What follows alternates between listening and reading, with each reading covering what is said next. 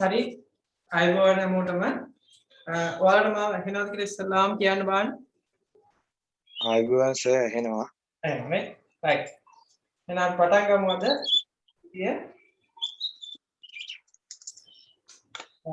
ඉස්සෙල්ලාම අපි යමු අපේ ආහාර ජීවන පද්ධතිය නේද ඒ පාඩම කරලා ඇනටොමි පැත්තට යමු හරි රයිට් එහෙනම් අපි මෙහෙම ගමු ගිය සතියේ අපි GI track එකේ පටන් ගත්තේ පොඩි කොටසක් කරන් තියෙනවා පෙප්ටික් අල්ස වලට දෙන ඩ්‍රග්ස් වලට නේද පෙප්ටික් අල්ස හීලින් ඩ්‍රග්ස් වල පොඩි කොටසක් තියෙනවා අපි ඒක අද පටන් ගමු හරි ඒ තමයි මොනවාද PPI එහෙම නැත්නම් proton pump inhibitors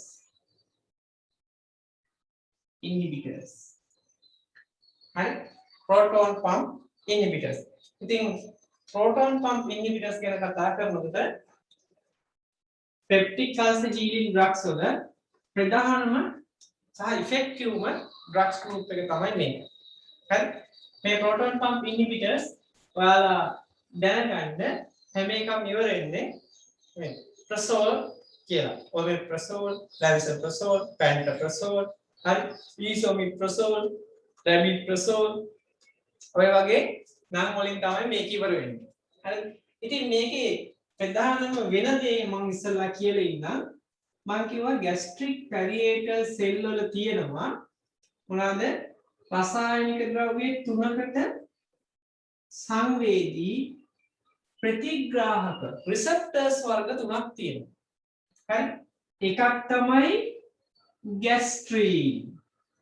හරි? අනිත් එක තමයි ඇසිටයිල් කොලින්. අනිත් එක තමයි මොනවාද? හිස්ටමින්. මෙන්න මේ තුන. හරි? මේ තුනට සංවේදී රිසෙප්ටර්ස් තුනක් තියෙනවා මේ ગેස්ට්‍රික් පැරියේටර් සෙල් එකේ. මේකේ තියෙනවා මැද මොකද්ද? ප්‍රෝටෝන් පම්ප් එක කියලා එකක්. මොකද්ද? මෙන්න මේ ප්‍රෝටෝන් පම්ප් එක තියෙනවා. මේ ප්‍රෝටෝන් පම්ප් එකේ තියෙන එක්තරා එන්සයිමයක් ඒ තමයි හයිඩ්‍රජන් පොටෑසියම් ATP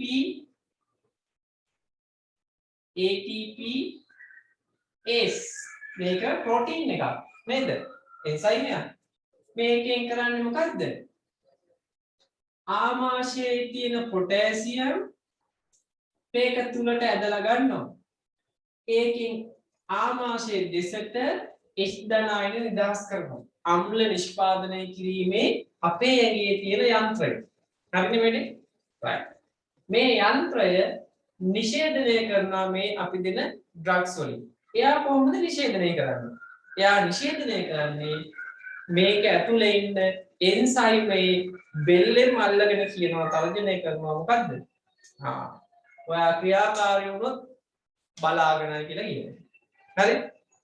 බලාගෙනයි කියලා කියනවා. ඉතින් අපි මොකද කරන්න ඕනේ? දැන් මෙයාව අක්‍රිය කරන්නයි යන්නේ. මේ ඩ්‍රග් එක ඔමෙප්‍රසෝල්, ලැන්සප්‍රසෝල්, පැන්ටෝප්‍රසෝල් ඇවිල්ලා බෙල්ලෙන් අල්ල ගන්නවා. අල්ලගෙන මොකද කියන්නේ? හරි බලාගමු කියනවා. මේ වැඩේ නවත්තනවා ඒ නිසා හයිඩ්‍රජන් එළියට යන්නේ නැහැ. පොටෑසියම් ඇතුළට එන්නේ නැහැ. නවතිනවා. ඒකින්ද ආමාශයේ ඉදනාය නැහැ කියන්නේ ඇසිඩිටි එක අඩු වෙනවා. හැබැයි පොඩි ප්‍රශ්නයක් තියෙනවා. මේ ඩ්‍රග්ස් ක්‍රියාකාරී වෙන්නේ නැහැ භාෂ්මික මාධ්‍යයේ. කොහෙද ක්‍රියාත්මක වෙන්නේ? ආම්ලික මාධ්‍යයේ විතරයි.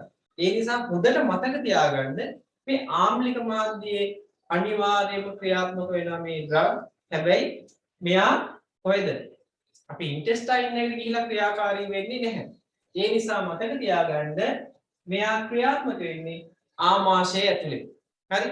ආමාශය ඇතුලේ.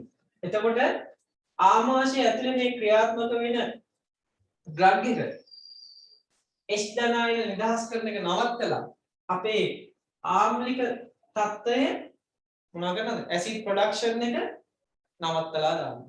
දැන් අපිට peptic ulcer හේතුවක් තමයි ප්‍රධාන එකක් මම කියවනේ අපිට හොඳ සාධක සහ නරක සාධක aggressive factors වලින් එකක් තමයි H9. ඒක හැදෙන්නේ නැහැ කියන්නේ peptic ulcer හැදෙන එක අඩු වෙනවා. ඒ නිසා මේ group එක ගොඩාක් effective. හරි මේ group එක ගොඩාක් effective. ඒ නිසා මේක විවිධ රෝගී තත්ත්වයන්ට අපි පාවිච්චි කරනවා. උදාහරණයක් බලන්න. අපි තුමුක gastric content එක. හරි එනවා අන්න ස්රෝතයේ දිගේ ඉඳට. උඩට එනකොට මොකද වෙන්නේ? අපේ අන්න ස්රෝතයක මොකද්ද? ආස්තරණය, අභ්‍යන්තර ආස්තරණය පිච්චෙන ඇසිඩ් හමු. ඒකට අපි ලෙඩක් නමක් කිව්වා GORD කියලා. මතක ඇති නේද? GORD. හරි? GORD gastroesophageal reflux disease එක තියෙන කට්ටියට මේ drug එක වඩා හොඳයි. ඇයි ඒ? ඇසිඩ් එන්නේ නෑ උඩට පිච්චෙන්නේ නැහැ. හරි? තව සමහර අයට මොකද වෙන්නේ? ඇසිඩ් එක්ක සමහර NSAID වර්ග ප්‍රතික්‍රියා කරලා හරි අපේ ආමාශයේ මියුකස් ලේයර් එක මොනවා කරනවද විනාශ කරලා දානවා තුවාල එනවා NSAID නැත්නම් බ්‍රූපන් ඇස්ප්‍රින් පැරසිටමෝල් ඔය වගේ පේන් කිලර්ස් ඒවා ගත්තාම අපේ ආමාශයේ තුවාල එනවා ඒක අඩු කරන්නත් අපි ඔමෙප්‍රසෝල් පැන්ටොප්‍රසෝල් වගේ දේවල් පාවිච්චි කරනවා තව තියෙනවා Zollinger Ellison syndrome කියලා. හරි ලෙඩක්. ඒක මම පෙන්නන්නම් මොකක්ද කියලා. ඔයාලා ඇහුවට ඔක දැකලා නෑ මම පෙන්නන්නම්. අන්නේ රෝගී තත්ත්වේ අධික ලෙස HCl ස්‍රාවය වෙන ලෙඩක්. ඒ රෝගී තත්ත්වේ නවත්තන්නත් අපි මේක දෙනවා. ඔයාලට පහුගිය මතකයක් තියෙනවා නම් H pylori විනාශ කරන්න අපි omeprazole කියන ඩ්‍රග් එක පාවිච්චි කරා. ඒකටත් පාවිච්චි කරනවා. හරි බලන්න ගොඩාක් රෝගී තත්ත්වයන් ආමාශය හා සම්බන්ධ ඇසිඩිටි එක හා සම්බන්ධ රෝගී තත්ත්වයන් ගොඩකට අපි මේ ඩ්‍රග්ස් ගෲප් එක පාවිච්චි කරනවා. එහෙනම් මතක තියාගන්න මේක ඇක්ෂන් එකේ ඉඳන් සයිඩ් ඉෆෙක්ට් දක්වා හරි රෝගියා භාවිත කරන තැන දක්වා ඔයාලා ඇඩ්වයිස් දෙන්න ඕනේ. හරි දේ දැනන් ඉන්න ඕනේ. ඒ නිසා අද අපි යන් proton pump inhibitors වලට මම මේකේ ෂෙයා කරනවා ඔයාලට අර ගිය සතියේ පෙන්නපු මොකද්ද? ගිය සතියේ පෙන්නපු අපේ ස්ලයිඩ් එක මම මෙයා අයින් කරලා ඉදමු මේක පේනවද හැමෝටම?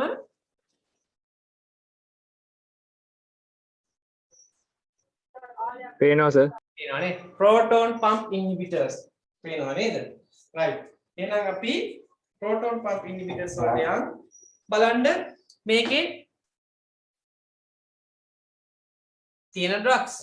හරි. most effective drugs in anti ulcer therapy. හරියටම හරි කතාව. මේක ඇවිල්ලා pro drug එකක්. pro drug එකක් කියන්නේ අපේ ඇඟ ඇතුළට දෙනකොට මොන හරි drug එකක් එයා මොනවා වෙනවද? inactive මට්ටමේ ඉන්නේ. හරි? එයා active වෙන්නේ ඇඟ ඇතුළට ගිහලා යම්කිසි පරිවර්තනයකට ලක් වුණාට පස්සේ. උදාහරණයක් අපි හිතමු අක්මාවේදී මොන වෙනවද? පරිවෘත්තියට ලක් වෙනවා. අන්න එහෙම වුණාම ඇඟ ඇතුළේදී active form එක බවට පරිවර්තනය වෙනවා. උදාහරණයක් හිතන්නකෝ. අපි ගන්නවා තයිරොයිඩ් ග්‍රන්ථියේ අධික්‍රියාකාරීත්වයට එරෙහිව භාවිතා කරන ඖෂධයක්. මොකද්ද? ඒ තමයි මේ කියන්නේ සර් ඇන්ටිමයික්‍රෝබියල් තෙරපි කියලා සයිට් එකක් පේන්නේ. ඒකද පේන්නේ? චුට්ටක්. ඔව්. ඒක මොමින් ගන්න.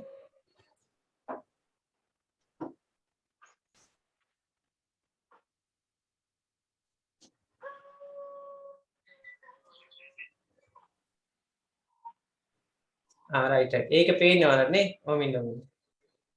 ඔව්. අපව මම ෂෙයා කරන එක නවත්තලා අපව ගන්න. මේකින් ගන්න. දැන් පේනවද? mechanism කියලා mechanism of action කියලා එකක් පේනවා. mechanism of action. හරි. දැන් පේනේ වල මම කියන්නේ. හරිනේ? right. හරි. මේක ඇවිල්ලා pro drug එකක් කියන්නේ හැම වෙලේම අපේ ආමාශය අපේ ඇඟ ඇතුළට ගිහිල්ලා පරිවෘත්තියට ලක් වෙලා එයා ඇක්ටිව් ෆෝම් එක බවට පරිවර්තන වෙනවා. එතකන් ඉන්ඇක්ටිව්. හරි එහෙම උදාහරණයක් මම කියන්නම්. අපේ තයිරොයිඩ් ග්‍රන්ථියේ අධික්‍රියාකාරීත්වය අපි කියනවා හයිපර්තයිරොයිඩිසම්. හයිපර්තයිරොයිඩිසම් තියෙන කෙනෙක්ට තයිරොක්සින් වල ක්‍රියාකාරීත්වය අඩු කරන්න අපි දෙනවා ඇන්ටිතයිරොයිඩ් ඩ්‍රග්ස්. හරි ඒ වගේ එක ඩ්‍රග් එකක් තමයි මොකද්ද තයෝයුරියා ඩෙරිවේටිව්ස් කියලා අපි කතා කරමු. තාම ඔයාලට කියලා දීලා නැහැ. ඒ යටතේ එනවා අපිට කාබිමසෝල් කියලා ඩ්‍රග් එකක්. හරි කාබිමසෝල්. කාබිමසෝල් කියන ඩ්‍රග් එක ඇත්තටම ප්‍රෝඩ්‍රග් එකක්. එයා ඉන්ඇක්ටිව්. ඇඟ ඇතුළට ගිහිල්ලා අන්ත්‍රයේදී මොකද වෙන්නේ? මේ liver එකේදී කැඩෙනවා, බිඳ වැටෙනවා. බිඳ වැටිලා මෙතමිසෝල් බවට පරිවර්තනය වෙනවා. ඉතින් ඇඟ ඇතුළට ගිහිල්ලා ඇක්ටිව් ෆෝම් එක බවට පරිවර්තනය වෙනවට අපි කියනවා ප්‍රෝඩ්‍රග් කියලා. මේ ඩ්‍රග්ස් කාණ්ඩෙලා ප්‍රෝටෝන් පම්ප් ඉන්හිබිටර්ස් මොනවද? ප්‍රෝඩ්‍රග් ගණයටයි අයිති වෙන්නේ. ඔයාලා නිකන් අමතක වෙනවා නම් ප්‍රෝඩ්‍රග් එකක් කියන්නේ මොකද්ද? ඉන්ඇක්ටිව් ෆෝම් එකේ තියෙන ඩ්‍රග් එකක් ඇඟ ඇතුළට ගිහිල්ලා ඇක්ටිව් ෆෝම් එක බවට පරිවර්තනය වෙනවා නම් ඒක ප්‍රෝඩ්‍රග් එකක්. එහෙනම් මේ කාණ්ඩයක් මොකද වෙන්නේ? ඉන්ඇක්ටිව් ෆෝම් එකේ තියෙන්නේ අපේ ඇඟ ඇතුළට ගිහිල්ලා ඇසිඩික් එන්වයරන්මන්ට් එක හමුවේ ඇක්ටිව් ෆෝම් එක බවට පරිවර්තනය වෙනවා. එතකොට ඒක ප්‍රෝඩ්‍රග් එකක්. හරි? ඒ නිසා මම ප්‍රෝඩ්‍රග් කියලා මේකට කියනවා. ඇක්ටිව් ෆෝම් මේකේ තියෙන ඇක්ටිව් ෆෝම් එක දැන් අර ඇසිඩ් හමුවේ සක්‍රිය වෙලා එයා මොකද වෙන්නේ? බැඳෙනවා කාත් එක්කද? අපේ ප්‍රෝටෝන් පම්ප් එකේ එන්සයිමයත් එක්ක. කවුද එන්සයිමය? හයිඩ්‍රජන්, පොටෑසියම්, ATP ACE මේ තියෙන විදිය වැරදි. H+ මේ උඩට එන්න ඕනේ. K+ හරි? එහෙම වෙන්න ඕනේ. හයිඩ්‍රජන්, පොටෑසියම්, ATP ACE කියන එන්සයිම් එකට බැඳෙනවා. මේ එන්සයිම් මොනවද? ප්‍රෝටීන. ඒ ප්‍රෝටීන් එකේ මොනවද තියෙන්නේ? ප්‍රෝටීන් එකේ තියෙනවා මොනවද? එක එක දේවල් ඇමෝනියා තියෙනවා, ඇමයිනෝ ඇසිඩ් තියෙනවා, හරි? සල්ෆර් තියෙනවා, එක එක ඒවා තියෙනවා. හරි? මේකත් මොකද වෙන්නේ? irreversibly. මොකද්ද irreversible කියන්නේ? reversible කියන්නේ නැවත යථා තත්ත්වයටපත් වෙනවා. irreversible කියන්නේ අය නැවත යථා තත්ත්වයටපත් වෙන්න දෙන්නේ නැහැ. හරි? දැන් මේ active form එක හරි එන්සයිම් එකත් එක්ක බැඳිලා irreversibly මොනවා කරනවද? එයාව නවත්තලා දානවා. අය යථා තත්ත්වයටපත් වෙන්න දෙන්නේ නැහැ. නවත්තලා දානවා. එහෙම ඩ්‍රග්ස් කාණ්ඩයක් තමයි මොනවද මේ? මේකේ තියෙන්නේ ප්‍රෝටෝන් පම්ප් ඉන්හිබිටර්ස් කියලා කියන්නේ. මොනවද උදාහරණ? ඔක්කොම ප්‍රසෝල් කියලා ඉවරෙන්නේ. මතක තියාගන්න සෝල් කියලා එහෙම නෙමේ ප්‍රසෝල්. හරි අන්ඩර්ලයින් කරගන්න. ඔයාලා මේකේ පුළුවන් නම් මේ නෝට් එක දාගන්න නැත්නම් මම මේක එවලත් ඇති ඔයාලට ප්‍රසෝල්. බලන්න ප්‍රසෝල් කියන්නේ මොනවද? මේ අග තියෙන PRAZOLE. සෝල් කියලා ඉවරෙන ඒවා තියෙනවා ෆංගල් ඩ්‍රග්. හරි මොනවද? මිකටසෝල් හරි ඔහොම කියලා තියෙනවා. ඒවා එතකොට මේ කාණ්ඩයට අදාළ නැහැ. මේ කාණ්ඩේ අවසන් වෙන්නේ මොකෙන්ද? ප්‍රසෝල් කියලා මතක තියාගන්න. හරිනේ? රයිට්. එහෙනම් ඕන් එන ප්‍රෝටෝන් පම්ප් ඉන්හිබිටර්ස් වල ඇක්ෂන් එක අපි දන්නවා. මොකද්ද? it inhibit hydrogen potassium ATP ACE and prevent acid secretion. acid ස්‍රාවය නවත්තනවා මොනවා කළද? hydrogen potassium ATP ACE enzyme එක ඉන්හිබිට් කරලා නිෂේධනය කරලා. හරිනේ වැඩේ?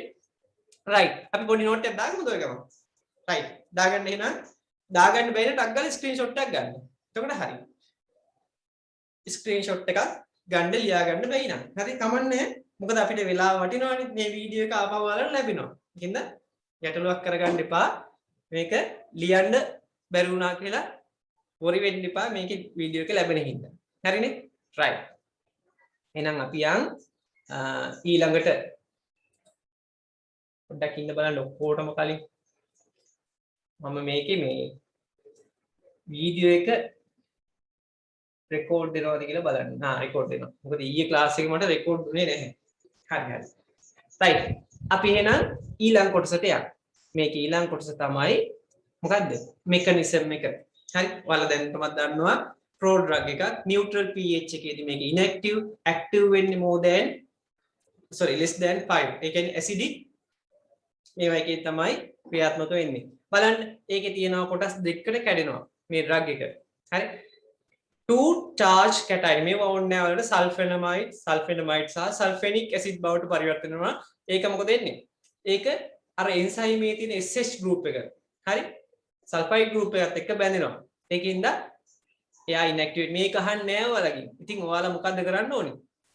මෙයාලා action එක හැවුවොත් බය නැතුව මොනවද කියන්න ඕනේ? action එක දාගමු. බය නැතුව අපි මෙන්න මෙහෙම. කොහොමද? ලියාගන්න action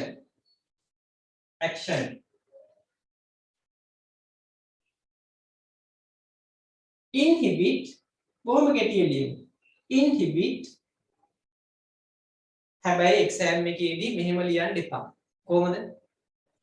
hydrogen potassium ATPase කියලා ලියන්න එපා. මොකද්ද hydrogen potassium ATPase කියන එක අපි දික් කරලම ලියන්න ඕනේ. හරි? මෙහෙම ලිව්වට දෙන්නේ නැත ලකුණු. ඒ නිසා හරියටම ලියන්න. මොකද්ද? hydrogen potassium adenosine triphosphate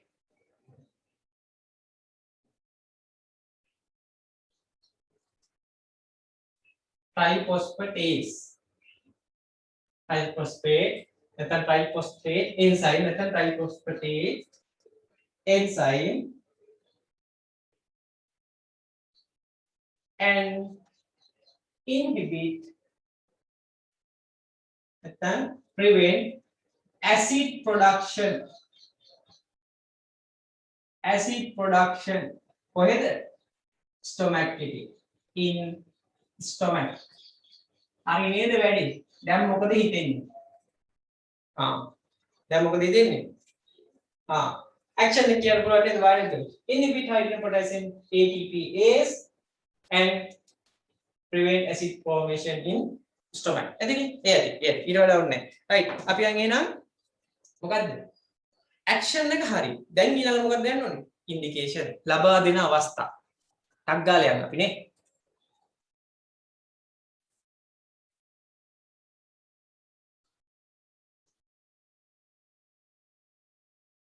හරි පේනවනේ මේක right ඊට අමතරව විශේෂ තව දෙයක් මෙයා කරනවා ඔයාලා අහලා තියෙනවද කාබොනික් ඇසිඩ් H2CO3 හරි කාබොනික් ඇසිඩ් තියෙනවා කාබොනික් ඇසිඩ් අපේ ඇඟේ හැමතැනම තියෙනවා අපේ වකුගඩු වල තියෙනවා නේද වෘක්කාණු වල එතකොට ඇහි තියෙනවා හරි මේ කාබොනික් ඇසිඩ් කියන්නේ හයිඩ්‍රජන් සහ කාබන් ඩයොක්සයිඩ් එකතු කරලා වතුර හදනවා හරිද වතුර දෙකට කඩලා ජලය දෙකට කඩලා හයිඩ්‍රජන් සහ කාබන් ඩයොක්සයිඩ් බවට පරිවර්තනය කරනවා මේ ක්‍රියාවලිය අපිට ඕන වෙනවා කොහෙදද මොකේදද අපේ නෙෆ්‍රෝන් එකේදී වැඩිපුර ජලය අයින් කරන්න ඕනි තැන් වලදී හරි ජලය එකතු කරලා ජලය හදන්න ඕනි තැන් වලදී මේක ඕනේ අපේ ඇඟේ හැමතැනම මේක තියෙනවා හරි ඒ වගේම මේකට පුළුවන් මේ කාණ්ඩෙට පුළුවන් මොනවා කරන්නද කාබොනික් ඇසිඩ් මියුකෝසල් කාබොනික් ඇන්හයිඩ්‍රේස් කියන එක්කෙනා අයින් කරන්න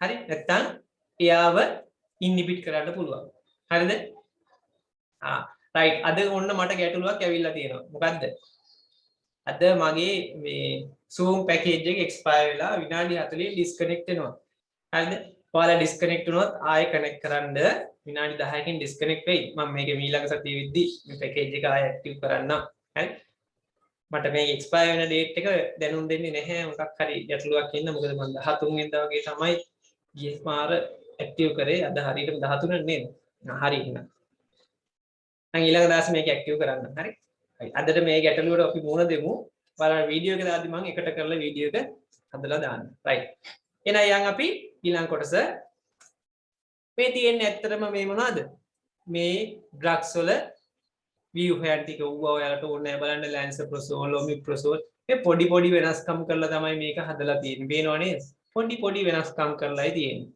ස්ට්‍රක්චර් එක පොඩි වෙනස්කම් කරලායි තියෙන්නේ ඉතින් මේක තමයි මම කිව්වේ මේ ඩ්‍රග්ස් දුන්නාම හරි මෙන්න මේ විදිහට සල්ෆෙනමයිඩ් සහ සල්ෆෙනික් ඇසිඩ් බවට පරිවර්තනය වෙනවා කියලා මම කිව්වා රයිට් ඌවා ඕනේ වලට ඒක B farm level එකේ එකක් හරි රයිට් එතන පාමකෝකයිනටික් කිව්වේ මොකද්ද what body does to the drug අපේ ඇඟ ඖෂධයට මොනවද කරන්නේ හරිද මේ ඩ්‍රග්ස් ඇත්තටම අපි හදන්නේ ගොඩක් වෙලාවට enteric coated tablet විදියට. enteric coated tablet විදියට. හරිද? ඇයි ඒ? මේ බලන්න they should be given 30 minutes to 1 hour before food intake. හරි? මෙයාලා දෙන්න ඕනේ කොහමද? ආහාර ගන්න පැයකට විනාඩි 30කට විතර කලින්. හරි? ඇයි ඒ වෙලාවට තමයි ඇසිඩ් වැඩිපුරම ශ්‍රාවය වෙන වෙලාව නේද? එහෙම නැත්නම් in between meal. එහෙම නැත්නම් at bed time නිදා ගන්න වෙලාවදී. හරිනේ? මේක සාමාන්‍යයෙන් half life එක මොනවද වෙලා තියෙන්නේ? බොහොම කෙටි 1 to 2 hours. හරි? ඒ කිව්වේ ප්ලාස්මාවේ තියෙන ඩ්‍රග් එකේ සාන්ද්‍රණයෙන් 150ක් අඩු වෙන්න ගතවන කාලය half life කියලා කිව්වා. ඒක 1 to 2 hours. ඒකින්ද මේ ඩ්‍රග්ස් හදන්නේ ගොඩක් වෙලාවට SR sustain release දිගු කාල පවතින action එක දිගු කාලයක් දෙන ඖෂධ විදියටයි. හරිද? ඒත් මේම හැදුවත් action එක පැය 24ක් පැය 48ක් පුරා තියෙන්න පුළුවන්ලු. හරි? action එක සාමාන්‍යයෙන් දවස් 3-4ක් යනකල් ඇඟේ තියෙනවලු drug එක නැවැත්තුවා. හරිනේ? ඒ කියන්නේ මේක long acting drugs තියෙනවා මේකේ. හරි? ඒ නිසා ඔයාලට මම sustain release dosage form ගැන pharmaceutics වලදී කරනවා. ඒවා මම කියලා දෙන්නම් එතකොට. දැනට මතක තියාගන්න action එක prolong කරන්න පාවිච්චි කරන method කියලා. හරි? right බලන්න bio availability තියෙනවා ඕනේ. හරි? ඊට පස්සේ indication නැත්නම් therapeutic uses. ඔන්න දැන් අපි therapeutic uses බලන්නයි යන්නේ. හරි. දැන් අපිට මතකෙන් කියන්න පුළුවන්. පළවෙනි එක goat එහෙම නැත්නම් germ. නේද? අපේ ආමාශයේ content එක ඉහළට එන එක. හරි? ඊට පස්සේ peptic ulcer අපේ මේ පාඩම මේකින්ද අපි මේකට කියන්නේ නේද? හරි gastric and duodenal ulcer. ඊට පස්සේ bleeding peptic ulcer. රුධිර වහනය වෙන තුවාල වලට. ඇයි රුධිර වහනය වෙන තැන් වලට තවත් ඇසිඩ් ගිහිල්ලා සම්බන්ධ වුණොත් එහෙම තවත් තුවාලේ වැඩි වෙනවා. හරි. ඊට පස්සේ Zollinger Ellison syndrome මම පෙන්නනවා කියලා කිව්වා නේද? හරි. ඊට පස්සේ prevention of recurrence of non-steroidal anti-inflammatory drugs. ඔයාලා අහලා ඇති NSAID. ඒ කියන්නේ aspirin, brufen, හරි pain killers වල ගන්න ඕනේ සමහර ඒවා. ප්‍රදාහයට එරෙහිව පාවිච්චි කරන ස්ටීරොයිඩ් නොවන ඖෂධ නේද? අන්න ඒවා ගත්තාම මොනවද වෙන්නේ? බඩේ තුවාල එනවා. හරි? ආමාශයේ තුවාල එනවා. ඕක වළක්ව ගන්න අපිට දෙන්න වෙනවා මොනවද? මේ කාණ්ඩයේ ඖෂධ. හරි? ඊට පස්සේ reducing the risk of duodenal ulcer. duodenal ulcer හැදෙන්න තියෙන හැකියාව අඩු කරනවා. ඊට අමතරව මම ඔයාලට කිව්වා ගිය පාර antibiotic therapy එකේදී මොනවා කරනවා කියලාද? H. pylori eradication වලට පාවිච්චි කරනවා. හරි? අය aspiration pneumonia. aspiration කියන්නේ ආමාශයේ content එක සමහර විට අපේ සුසන පද්ධතියට ගමන් කරන්න පුළුවන්. අපි එහෙම එකට කියනවා aspiration කියලා. හරි. දැන් ඇසිඩ් එකක් අපේ සුසන පද්ධතියට ගියොත් එහෙනම් මොකද වෙන්නේ? අනිවාර්යෙන් ඉවරයි පිච්චිලා යනවා. නේද? අපි ඒක වළක්වන්න මොකද වෙන්නේ? එහෙම වෙන්න තියෙන ප්‍රවණතාවයේ තියෙන කට්ටියට අපි මේවා දුන්නාම ගියත් ප්‍රශ්නයක් නැහැ. මොනවද යන්නේ? ඇසිඩ් නෙමෙයි යන්නේ. හරි? ඒකින්ද ඔන්න ක්‍රමේ. හරි? මෙන්න අපි ඉන්ඩිකේෂන්. අපි ඉන්ඩිකේෂන් ටික බොහොම සරලව ටග් ගාලා දාගමු. ඔය අතරේ මම වීඩියෝ එක පෙන්නන්නම් ස්ක්‍රීන්ෂොට් එකක් ගන්න මේකේ. හරි? අපි මේ තියෙන පැය දෙකේ වේගෙන් කරමු ඈ. වීඩියෝ එක නැවත ඔයාලා බලන්න. හරි. ඔන්න මම දැන් ඔයාලට වීඩියෝ එක පෙන්නන්නයි යන්නේ. මොකද්ද? Zollinger Ellison syndrome. ඕම් බලා ගන්න ඔයාලා අහලා නැත්තම්. දැකලා නැත්තම්. හරි? right.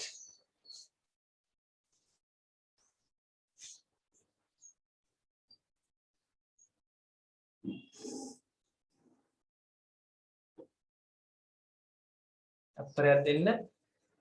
එන්න මම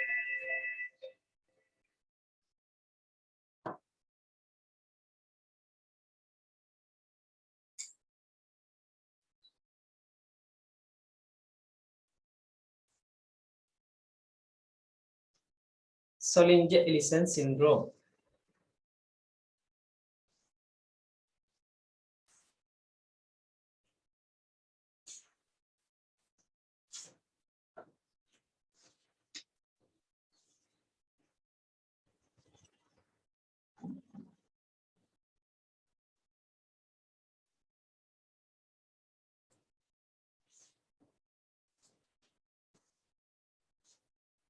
හරි දැන් බලා ගන්න පුළුවන්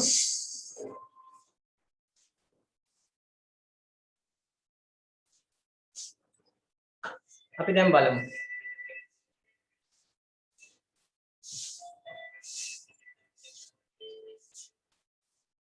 පේනවනේ හැමෝටම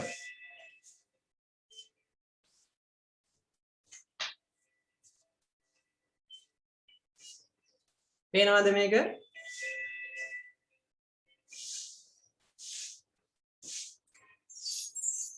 පේනව නේද හැමෝටම ඔව් සර් පේනවා හරි බලන්න It is characterized by the gas-to-acid hypersecretion, resulting in severe acid-related peptic disease, as well as the මම ක්ලාස් එකේ ඉන්නේ organogastrinomas are one of the most common functional pancreatic neuroendocrine tumors. Only 25% of the gastrinomas arise from the pancreas, but 70 to 100% of the patients with the Zollinger-Ellison syndrome, with many one syndromes have duodenal gastrinomas. බලන්න So here, gastrinoma the මේක duodenal gastric cancer gastrinomas are predominantly මේ found බලන්න in the first duodenum එකේ මේ විදිහට as compared to the Gastrinoma pancreatic එකක් ආවොත්. gastrinomas. The duodenal gastrinomas are usually small and less බලන්න than 1 centimeter සෙන්ටිමීටරයකට වඩා අඩු පොඩි එකක් ආවත් and are මොකද less එන්නේ? likely to මේ have වගේ දෙයක් වෙන්න metastasized to පුළුවන්. the liver at the time of diagnosis. And what is the pathology and Right. pathophysiology? ඕවා ඔයාලට ඕම ඕනේ මේ බලන්න වෙන Which විදිය finally causes peptic acid disease අධික and විදියට also සාව වෙනවා බලන්න pancreatic පොඩි ගෙඩියක් තිබ්බත් inflammation. මොනවා වෙනවද ටියුම් එකක් තිබ්බත් ඇසිඩ් What ස්ට්‍රා are වෙඩි the වෙනවා manifestations? What we can see usually in A gastric උඩා කතාව ඕනේ නැහැ නේද right pancreatitis බලන්න and එක එක හේතු තියෙනවා විශේෂයෙන් increased මෙන්න මේ so ගැස්ට්‍රීන් ලෙවල් එක අපිට මේක දැනගන්න පුළුවන් හොඳම ක්‍රමය තමයි increased ගැස්ට්‍රීන් ලෙවල් එක වැඩි වෙනවා pH එක අඩු වෙනවා. ඒ කියන්නේ ඇසිඩිටි එක වැඩි නම් අනිවාර්යෙන්ම එයාට මොනවා වෙනවද මේ විදිහට කැක්කුම එන්න පුළුවන්. increased gastric secretion අනිවාර්යෙන් ඔයාලටත් මේක අත්දකින්න ලැබිලා ඇති. මේ හැමෝටම එහෙම තියෙනවා නෙමෙයි. ගොඩක් දෙනෙක්ට මේක වෙන්න පුළුවන් දෙයක්. හරි? බලන්න. ටොයිලට් යනකොට මේ විදිහට අමාරු වෙන්න පුළුවන්. හරි? බඩේ කැක්කුම තදට දැනෙන්න පුළුවන්. right. ඕකට අපි කියනවා Zollinger Ellison syndrome. බලන්න 15ක් 20ක් විතර බර අඩු වෙනවා. හරි? මේවා හොඳට බලා ගන්න පුළුවන් මේකෙදි. right. මම මේක ඔක්කොම පෙන්වන්නේ නැහැ. පෙන්වන්න ගියොත් එහෙම අපිට මොකද වෙන්නේ?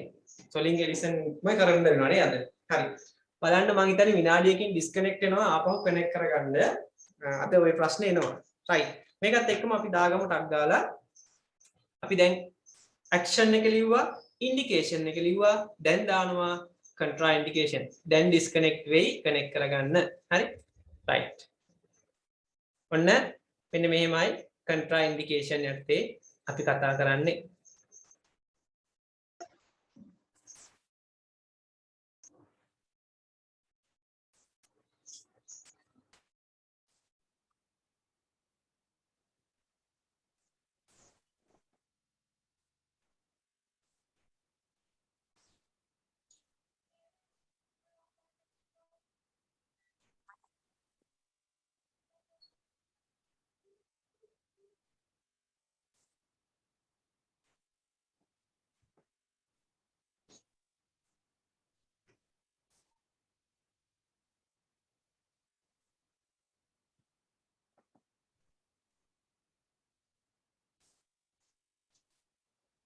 හරි. මම හිතන්නේ දැන් බලමු. තව කීප දෙනෙක් ඉන්නවා. මෙසේජ් එකකුත් ආවා ඒ අතරේ බලමු.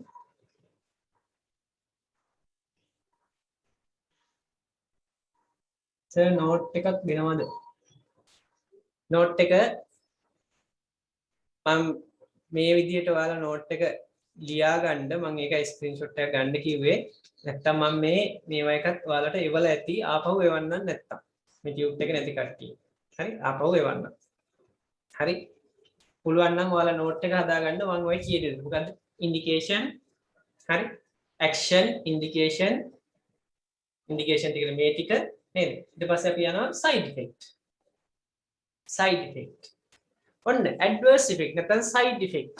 මොනවද අපි සයිඩ් ඉෆෙක්ට් එකක් කිව්වේ? ප්‍රධාන ඉෆෙක්ට් එකට අමතරව එන අනෙකුත් ඉෆෙක්ට් මොනවද සයිඩ් ඉෆෙක්ට් කිව්වේ මොකද ආයිමත් දාන්න සර් මේ ටියුට් අනිවාර්යෙන් දානවා සර් ටියුට් එක ලැබුණේ ටියුට් එක ලැබුණ නැල්ලු එරන්දි මිස් මෙතන ඉන්නවා නේද එයා දායි මේක ටියුට් එක වල දැන් දායි හරි මම ටියුට් එක වලට ලැබෙන්න සලස්සන්න බය වෙන්න එපා ඒක අනිවාර්යෙන් දෙනවා රයිට් ඔන්න අහගන්න සයිඩ් ඉෆෙක්ට් මේ සයිඩ් ඉෆෙක්ට් ගත්තාම බලන්න මේකේ පොඩ්ඩක් දෙපැත්තටම සයිඩ් ඉෆෙක්ට් තියෙනවා මොකක්ද දෙපැත්තටම කිව්වේ උඩටයි යටටයි මුකයටයි අදෝ මුකයටයි දෙකටම තියෙනවා හරි නේද මොනවද තියෙන සයිඩ් ඉෆෙක්ට් අපි බලමු මොනවද තියෙන සයිඩ් ආපහු මෙසේජ් එකක් කියලා සර් කන්ට්‍රා ඉන්ඩිකේෂන් දෙන්නම් චුට්ටක් ඉන්න රයිට් මේ බලන්න සයිඩ් ඉෆෙක්ට් හරි මොනවා සයිඩ් ඉෆෙක්ට් එකක් මුකේ නම් නෝසියා හරි feeling of vomit ඔක්කාරය නේද නෝසියා හරි අදෝ මුකේ නම් මොකද loose stool සමහර අයට මොකද වෙන්නේ මෘදු මල පහ පිට වෙනවා සමහර අයට ඝන මල පහ පිට වෙනවා ඒ කිව්වේ loose stool එනවා සමහර අයට constipation එනවා මල බද්ධය එනවා හරිද ඊට අමතරව හිසේ කැක්කුම headache එනවා හරි හිසේ කැක්කුම එනවා ඊට පස්සේ abdominal pain හරි උදරයේ වේදනාව එනවා ඔන්න ප්‍රධානම එන්න පුළුවන් side effect මොනවාද nausea loose stool headache abdominal pain constipation හරිනේ ඊට පස්සේ මේක බලපානවා අපේ මසල් වලටයි ජොයින්ට් වලටයි මසල් වලටයි ජොයින්ට් වලටයි මොනවද බලපාන්නේ පේන් එකක් එනවා මේවා ගත්තාම ජොයින්ට් පේන් මසල් පේන් එන්න පුළුවන් සමහර අයට මොකද ඩිසිනස් නිකන් කැරකිල්ල නිදිමත ඒ වගේ ගතියක් එනවා දැන් මේ වෙලාවේ වල තියෙනවද ඒක නෑ නේ උදේට නෑ ඔක රෑෂස් සමහර අයට පළු දාන්න පුළුවන් කසන්න පුළුවන් කලාතුරකින් එන්න පුළුවන් ගයනකොමැස්ටියා ඒ කිව්වේ ගයනකොමැස්ටියා කිව්වේ මොකද්ද ගයනකොමැස්ටියා කියන්නේ මේල් බ්‍රෙස්ට් එකෙන් කිරි ශ්‍රාව වෙනවා පිරිමි කට්ටියගෙන් නේද කිරි ශ්‍රාව වෙනවා හරි අය සමහර අයට ඉරෙක්ටයිල් ඩිස්ෆන්ක්ෂන් හරි පිරිමි කට්ටියගේ ශිෂ්ණයේ ප්‍රාණවත් වෙන්නේ නැති වීම එහෙම ප්‍රශ්නත් වෙනවා දැන් සමහර අය දැන් බය වෙනකම් මූ අය නම් මේවා බොන්නේ නැහැ කියලා හිතන ඇති නේද නෑ එහෙම වෙන්නේ නැහැ මේක රෙයා හැමෝටම ඉන්නේ නැහැ හරි ඊට පස්සේ ලියුකෝපේනියා මොකක්ද පීනියා කියලා අගට આવොත් මේ අගට පීනියා කියලා આવොත් ඒකේ තේරුම මොකද්ද රිඩක්ෂන් අඩු වෙනවා කියන එකයි ඒකේ තේරුම හරි රිඩක්ෂන් හරි අපේ රුධිර සෛල වලට තමයි මේක වැඩිපුරම කියන්නේ දැන් කාටද කියන්න පුළුවන්ද එහෙනම් රතු රුධිර සෛල අඩු වෙනවා කොහොමද කියන්නේ එරිත්‍රොසයිටෝපීනියා සුදු රුධිර සෛල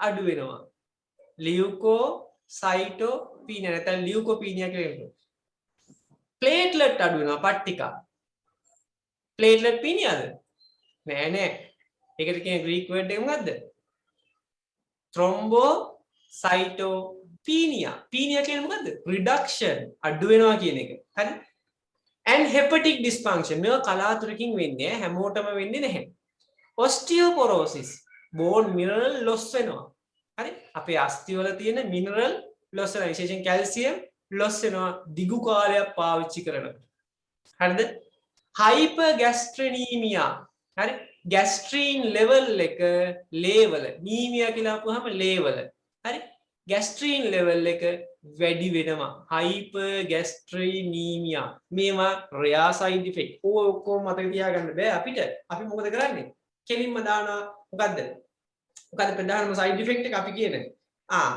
මසල් ජොයින්ට් පේන් හරි සමහර අයට නෝසියා සමහර අයට ලූස් ස්ටූල් සමහර අයට constipation සමහර අයට headache සමහර අයට abdominal pain දෙන්න කොහමද ඔන්න ඔක දෙන්න ඔය විදියට ඔය ටික විතර මතක තියාගන්න ප්‍රධාන ඔය රෙයා ඒවා මතක තියාගන්න යන්න අවශ්‍ය නැහැ හැබැයි කලාතුරකින් එක්සෑම් එකේ රෙයා ඒවත් අහනවා හරිද එහෙනම් අපි සයිඩ් ඉෆෙක්ට් එක දාගමු ටක් ගාලා රයිට් දාගන්න මොනවද සයිඩ් ඉෆෙක්ට් ඒක දාගන්න පෙප්ටික් අල්සර් වලට අපි දුන්නාම මෙන්න මේ සයිඩ් ඉෆෙක්ට් එන්න පුළුවන් හරි GI disorders යටතේ දාගන්න කෙලින්ම loose stool constipation nausea abdominal pain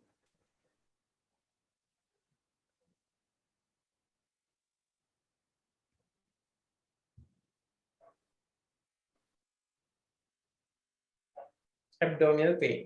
හරිනේ? ඊට අමතරව දාගන්න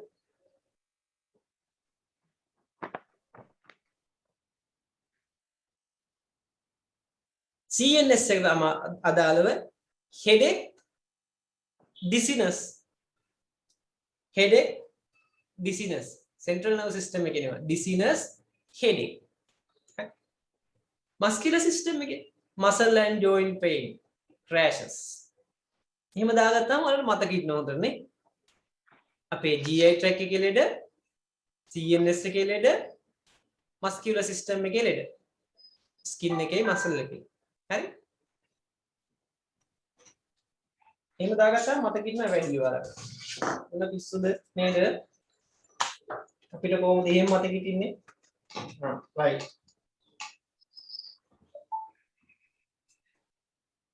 හරි.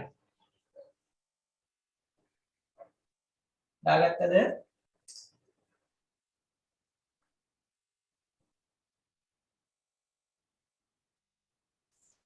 තව සමහර වෙලාවට මේ විශේෂයෙන් එනවා ආහාර ජීවිත පද්ධතියේ ඉන්ෆෙක්ෂන් වැඩි වෙන ගතියක් තියෙනවා මේ ඩ්‍රග් එක ගත්තාම. ඇයි ඒ? කාට හරි කියන්න පුළුවන්ද?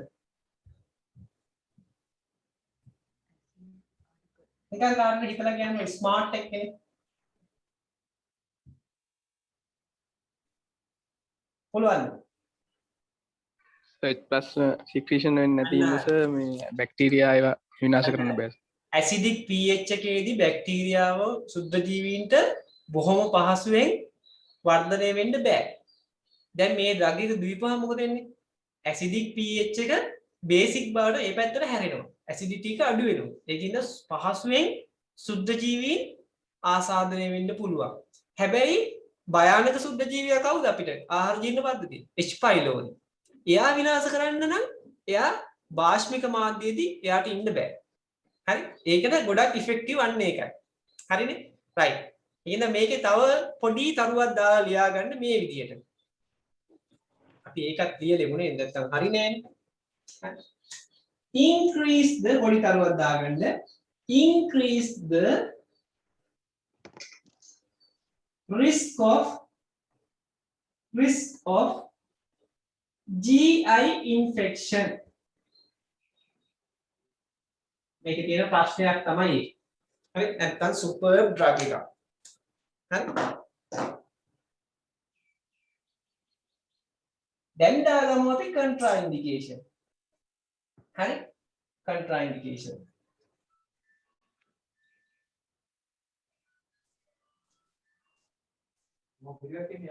හරි මං කියවා මේකේ සයිඩ් ඉෆෙක්ට් එකක් විදිහට ඔස්ටියෝපොරොසිස් එන්න පුළුවන් කියලා. හරි? බෝන් මිනරල් ලොස් වෙන්න පුළුවන් කියලා. හරි? ગેස්ට්‍රික් කැන්සර් තියෙන කට්ටියට මේවා දෙන්න හොඳ නෑ. මොකද තවත් වැඩි වෙනවා මේකෙන්. ඇයි අර? ඒවා ඉන්න පුළුවන්. ඊට පස්සේ විටමින් B12 ඩෙෆිෂියන්සි තියෙන කට්ටියට. හරි? B12 වුණාම අපිට එන්න පුළුවන් ඇනීමියා කියන කන්ඩිෂන් එක. විටමින් B12 නිෂ්පාදනය කරනවා කවුද? ગેස්ට්‍රින් වගේ නේද? ඒක වැදගත් වෙනවා ગેස්ට්‍රින් එක නිෂ්පාදනය කරන්න. මේ ඔන්ප්‍රසෝල් කියන එක බලපෑම් ඇති කරනවා ગેස්ට්‍රින් වලට. හරි? මම කියවනේ ලේවල ગેස්ට්‍රින් ලෙවල් එක වැඩි වෙනවා කියලා. එතකොට ඒක සයිඩ් වලට යන්නේ නැහැ. ඒකෙන්ද අපි කන්ට්‍රා ඉන්ඩිකේෂන් විශේෂ දෙකක් දාගමු. හරි? එකක් තමයි සමහර අයට මේවට අධිසංවේදී hyper sensitivity මොනවා? hyper sensitivity. හරි? to PPI proton pump inhibitors. ඊළඟ එක දෙවෙනි එක vitamin B12 deficiency. vitamin B12 deficiency. තව ගොඩාක් තියෙනවා. අපි දෙකක් දාගමු මතක තියාගන්න. හැම එකම කොහොම ඔළුවට දාන්න ඕනේ.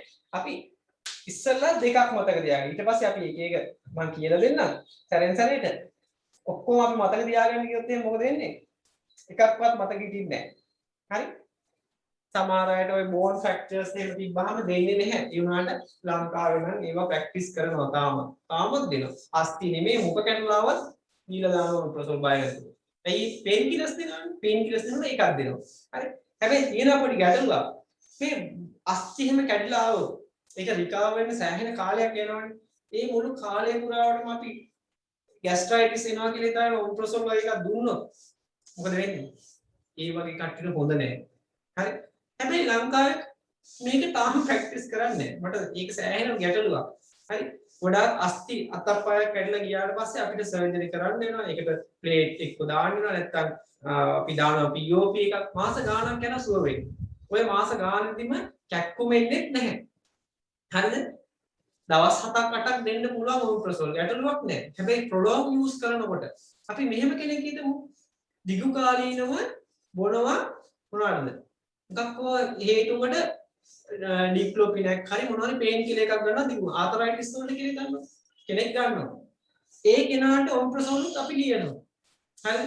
ඒ කෙනා හදිස්සිය ඇක්සිඩන්ට් එකක් වෙලා අතක් කැඩලා එනවා. දැන් එයාට ලෙඩ දෙකයි. මොකද්ද? ආතරයිටිස් උත් තියෙනවා. දැන් බෝන් ෆ්‍රැක්චර් එකකුත් තියෙනවා. හරි? බෝන් එක අස්ථි බිඳ වැටීමකුත් තියෙනවා. දැන් මේ වෙලාවේදී මෙයාට ප්‍රොලොංග් යූස් කරන්න අපි ඔම්ප්‍රසෝල් දෙනවද? ඔම්ප්‍රසෝල් දෙන්න හොඳ නැහැ. ඒකයි මේ කියන්නේ. එහෙම කෙනෙක්ගේ බෝන් ෆ්‍රැක්චර් එකක් තියෙද්දි ඒ අයට දෙන්න හොඳ නැහැ මේක. හරි? ඇයි මේකේ සයිඩ් ඉෆෙක්ට් එකක් විදිහට රෙයා සයිඩ් ඉෆෙක්ට් එකක් විදිහට බෝන් මිනරල් ලොස් වෙනවා කියලා තියෙනවා. හරි? හැබැයි මේක හැමෝටමත් නෙමෙයි. හරි? කලාතුරකින් කෙනෙක්ට වෙන්න පුළුවන් දෙයක්. ඒ නිසා අපේ ප්‍රැක්ටිස් එකේදී මේක කන්ට්‍රා ඉන්ඩිකේෂන් එකක් විදිහට ගන්නෙ නැහැ. ඒ නිසා මම ඔයාලට මේ දෙක විතරක් දෙනවා. මොනවද? hypersensitivity B12 deficiency. හරි? ওই දෙක විතරක් දැනට දාගන්න. තව තියෙනවා මම විස්තර කරලා කියන්නම්. කොහොම ඔළුවට දැන් ගන්න එපා. දෙකක් මත තියන්න. දැන් මොකද්ද අපි කතා කරේ මේක? ඇක්ෂන් එක කතා කරා, ඉන්ඩිකේෂන් කතා කරා, සයිඩ් ඉෆෙක්ට් කතා කරා, කන්ට්‍රා ඉන්ඩිකේෂන් කතා කරා. හරිද? දැන් අපි ටක් ගාලා යන් ඩෝස් එකට. ඩෝස් එකක් දාගමු හරි නෑ නේද? මොන වගේද ඩෝස් එකක් දාගන්න යන්නේ? මේ වගේ. ඔබ බලන්න. හරි? මේ තියෙන්නේ ඔමෙප්‍රසෝල් ගත්තාම 20 mg කැප්සූල් තියෙන්නේ නේද? රයිට්? ඊට පස්සේ ලැන්සප්‍රසෝල් ගත්තාම 30 mg තියෙන දවසකට එකක් බිව්වහම ඇති. අයියේ මේවා SR. හරි? Sustain release. දිගුකල් රිලීස් වෙන ඩ්‍රග් එක. හැබැයි ලංකාවේ පොඩි ගැටලුවක් තියෙනවා. මොකද්ද? මේ ඩ්‍රග් සමහර අය උදේ හවස එක දිගට මාස ගණන් බොන්න කියනවා.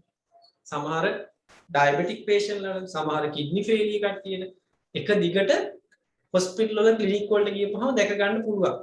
ඔයාලගේ ඥාතියොත් ඉන්නවා නම් ඔයාලගේ පොත්වල ලියලා ඇති ඔම්ප්‍රසෝල් 1BD for month. මොම දිගට මාසෙ පුරාට මාස ගාණක් අවුරුදු ගණන් බොන කට්ටිය ඉන්නවා. මේ කට්ටියගේ අවසාන ඉෆෙක්ට් එක මොකද්ද වෙන්නේ? මේ ඩ්‍රග් එකකින් හින්දා ગેස්ට්‍රික් කැන්සර් එන්න හැකියාව වැඩි. හරි? දිගුකල් භාවිතයේ මේ PPI වල ગેස්ට්‍රික් කැන්සර් එන්න හේතුවක් වෙයි. ඒ නිසා මතක තියාගන්න ඔබ දැනුවත් නම් හරි ગેස්ට්‍රික් කැන්සර් එකක් එනවා කියලා හැකි හැම මොහොතකම ඔබට ඔම්ප්‍රසෝල් එකක් ගත්තේ නැහැ කියලා ලොකු ගැටලුවක් එන්නේ නැහැ. හරි? පුළුවන් හැකි මොහොතකම හරි දිගටම පාවිච්චි කරන කට්ටියට සැරෙන් සැරේ කඩ බෙහෙත ගන්න කියන්නේ. හරි? ඒක තමයි හොඳම දේ. මොකද ලංකාවේ මේක දේලි දෙන්න ඕන එක BD දෙනවා. දවසට දෙපාරක් දෙනවා. හරි? දවසට දෙපාරක් දෙනවා. ඒක මම දැකපු ලොකු මොකද්ද? ලොකු අඩුපාඩුවක්. හරි? දැන් මේකට මට ඉතින් එක ඒවා කියයි. ඇත්තම කතාව ඔම්ප්‍රසෝල් කියන එක BD දෙන්න අවශ්‍ය බෙහෙතක් නෙමෙයි. දවසට දෙපාරක් දෙන්න ඕනි බෙහෙතක් නෙමෙයි. ඒක ලොන්ග් ඇක්ටින් ඩ්‍රග් එක. දවසට එකපාරක් දුන්නාම හොඳටම ඇති. ඔයාලා බලන්න OPD එකට ගියත් හරි ප්‍රෙස්ක්‍රයිබ් කරද්දී ඔම්ප්‍රසෝල් 20 mg BD කියලා දානවා. ඒක හරිද? ඔයාලට දැනෙන විදිහ මට කියන්න. ඒක හරිද? මට තේරෙන විදිහට මේකේ ලොන්ග් ඇක්ටින් ඩ්‍රග් එකක් දවසට එකපාරක් දුන්නාම ඇති හොඳටම. හරි SR ඩෝසේජ් ෆෝම් කියන්නේ ඩ්‍රග් එක ටික දවස පුරාම රිලීස් වෙනවා. ඔයාලා දැකලා තියෙන ඔම්ප්‍රසෝල් කරලේ ඇතුලේ ඇට තියෙනවා. දැකලා තියෙනව නේද? ඇට තියෙනවා. ආයේ මොනවද? මයික්‍රෝන් කැප්සූල්. ඒ කියන්නේ කුඩා ප්‍රමාණයක් මොනවා කළාද? ඒක වටේට කැප්සූල් එකක් දාලා. ඒ කැප්සූල් එක දිය වෙන්න ටයිම් එකක් තියෙනවා. ඒ ටයිම් එකේ තමයි දිය වෙලා ඩ්‍රග් එක රිලීස් කරන්නේ. දවස පුරාම මේ විදිහට ටික ඩ්‍රග් එක රිලීස් කරනවා. එහෙම ඩ්‍රග් එකක් දවසකට දෙපාරක් දෙන්න අවශ්‍ය නැත. හරි? හැබැයි මේකේ භයානක ඉෆෙක්ට් තමයි රෙයාලි කෙනෙක්ට ગેස්ට්‍රික් කැන්සර් එන්න පුළුවන්. අද ලංකාවේ බලන්න කැන්සර් රෝගීන් ප්‍රමාණය සෑහෙන ප්‍රමාණයකින් වැඩි වෙලා තියෙනවා. හරිද? මම කෙලින්ම කියන්නේ මේ උප්‍රසෝල් බොන හින්දා කියලා නෑ. ඒක නෙමෙයි. ආහාර සමහර ආහාර විශේෂයිත ආහාර වැඩි. හරි? ඒ අතරේ ඒ වර්ගයෙන් එන ලෙඩ ප්‍රමාණය වැඩි. ඒ නිසා අපිට එන ආමාශය හා සම්බන්ධ GI tract එක හා සම්බන්ධ ලෙඩ වැඩි. අපි prescribe කරනව නේද? PPM. ඕනතරම් prescribe කරනවා. හරි? එතකොට බලන්න කොච්චර රෝගීන් ප්‍රමාණයක් දිගුකල් මේ ඖෂධ භාවිතා කරන්න පුළුවන්ද? එතකොට එන්න පුළුවන් ප්‍රධාන අතුරු ආබාධයක් නෙමෙයිද මේ කියලා හිතන්න. හරි නේද? රයිට්. බලන්න අපිට ඇත්තටම තියෙනවා රැබිප්‍රසෝල් කියලා ඩ්‍රග් එකක්. මේක ටැබ්ලට් එකක්. හරි? ටැබ්ලට් එකක්. හරි? මේක තමයි PPI වල තියෙන අපිට දකින්න ලැබෙන ටැබ්ලට් එක. හරි? තව තියෙනවා මේක තමයි විශේෂම ටැබ්ලට් එක. මේකත් මිලිග්‍රෑම් 20 දවසට එකපාරක් දුන්නාම ඇති. ඔය ඇති. රයිට්? අපි යන් ඉස්සරහට රයිට්. හරි. මේ එක එක විස්තර දාලා තිනවා ඌව ඕනේ මේකේ වල ටියුට් එක ලැබෙන හින්දා මේකේ ඉන්ටරැක්ෂන් ඖෂධ අතර අන්තර්ක්‍රියාව දැනන් ඉන්න ඕනේ. හොඳට මතක තියාගන්න ඩ්‍රග් ඉන්ටරැක්ෂන් මොනවද? ඔමෙප්‍රසෝල් කියන ඩ්‍රග් එක විතරක් විශේෂයෙන් වෝෆරින් කියන ඖෂධය, පෙනිටොයින් කියන ඖෂධය, ඩයිසිපෑම් කියන ඖෂධය, සයික්ලොස්පොරින් කියන ඖෂධය. මේවා මොකද ගන්නේ? මේ වගේ පරිවෘත්තිය නිෂේධනය කරනවා. ඒ කියන්නේ අක්මාවෙන් මිදෙහෙල්ල ප්‍රමාණය අඩු කරනවා. අඩු කරද්දි මේ වගේ ලෙවල් එක වැඩි වෙනවා. මේවා ඩෝස් එක හරියටම දෙන්න ඕනි. දෙනකොට දෙහෙම දුන්නේ නැත්නම් මොකද වෙන්නේ? මේවා ටොක්සික් වෙන්න පුළුවන් අපේ ඇඟට. වෝෆරින් ටොක්සික් වුණොත් උදරය වහන වෙනවා. බ්ලීඩින් තමයි එන්නේ. හරි? ඒක නිසා මේ වගේ ඉෆෙක්ට් එක වැඩි වෙන්න පටන් ගන්නවා. ඔමිප්‍රසෝල් එක දෙනකොට මේ වගේ ඉෆෙක්ට් එක වැඩි වෙනවා. හේතුව මේවා පරිවෘත්ති වෙන ප්‍රමාණය අඩු වෙනවා. ඊට අමතරව ඩ්‍රග් ඉන්ටරැක්ෂන් අනිත් ඒවත් එක්ක ලොකු ප්‍රශ්නයක් නැහැ. මේක විශේෂ ඉන්ටරැක්ෂන් එකක්. අන්තර්ක්‍රියාවක් මේක විශේෂයෙන් වල දැනන් සිටිය යුතුයි. මොකද්ද? මොකක්ද දැනන් ඉන්න ඕනේ? ඔමිප්‍රසෝල් විතරක් PPI වල. හරි? වෝෆරින්, පෙනිටොයින්, ඩයිසිපෑම්, සයික්ලොස්පොරින් මේ හතර පරිවෘත්තියට ලක් කිරීම අඩු කරනු ලැබේ. ඒ නිසා ඒ වගේ ඉෆෙක්ට් එක වැඩි වේ. මතක තියාගන්න හොඳට. මොනවාද ඩ්‍රග්ස් අතර? මොනවාද? WPDC. මොකක්? WPDC මොනවාද? වෝෆරින්, පෙනිටොයින්, ඩයිසිපෑම්, සයික්ලොස්පොරින්. ඔමිප්‍රසෝල් එක අනිවාර්යෙන් ඉන්ටරැක්ෂන් තියෙනවා. ඒකත් එක්ක එකට ගන්න එපා. එතකොට ඒ වගේ ඉෆෙක්ට් එක වැඩි වෙනවා. එකට නෙමෙයි කොහොම ගත්තත් ඔමිප්‍රසෝල් කියන දවස පුරාම රිලීස් වෙනවනේ. කොහොම ගත්තත් එකයි. හරි? ඒක තමයි ලොකුම ගැටලුව. හරියනේ වැඩි? රයිට්. ඔය ඉන්ටරැක්ෂන් එක තරුවක් දාලා ලියා ගන්න. තරුවක් බැහැ නම් තරු දෙකක් හරි ගවන්න දාලා ලියා ගන්න. රයිට්.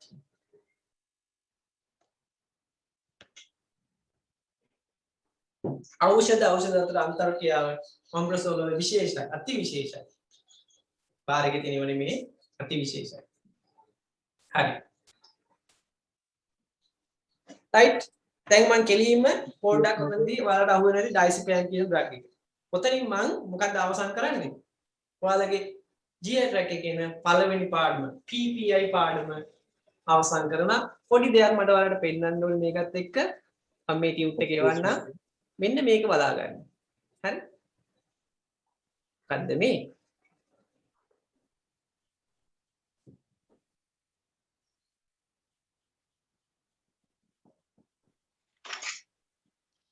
මේ ඉන්නේ කවුද?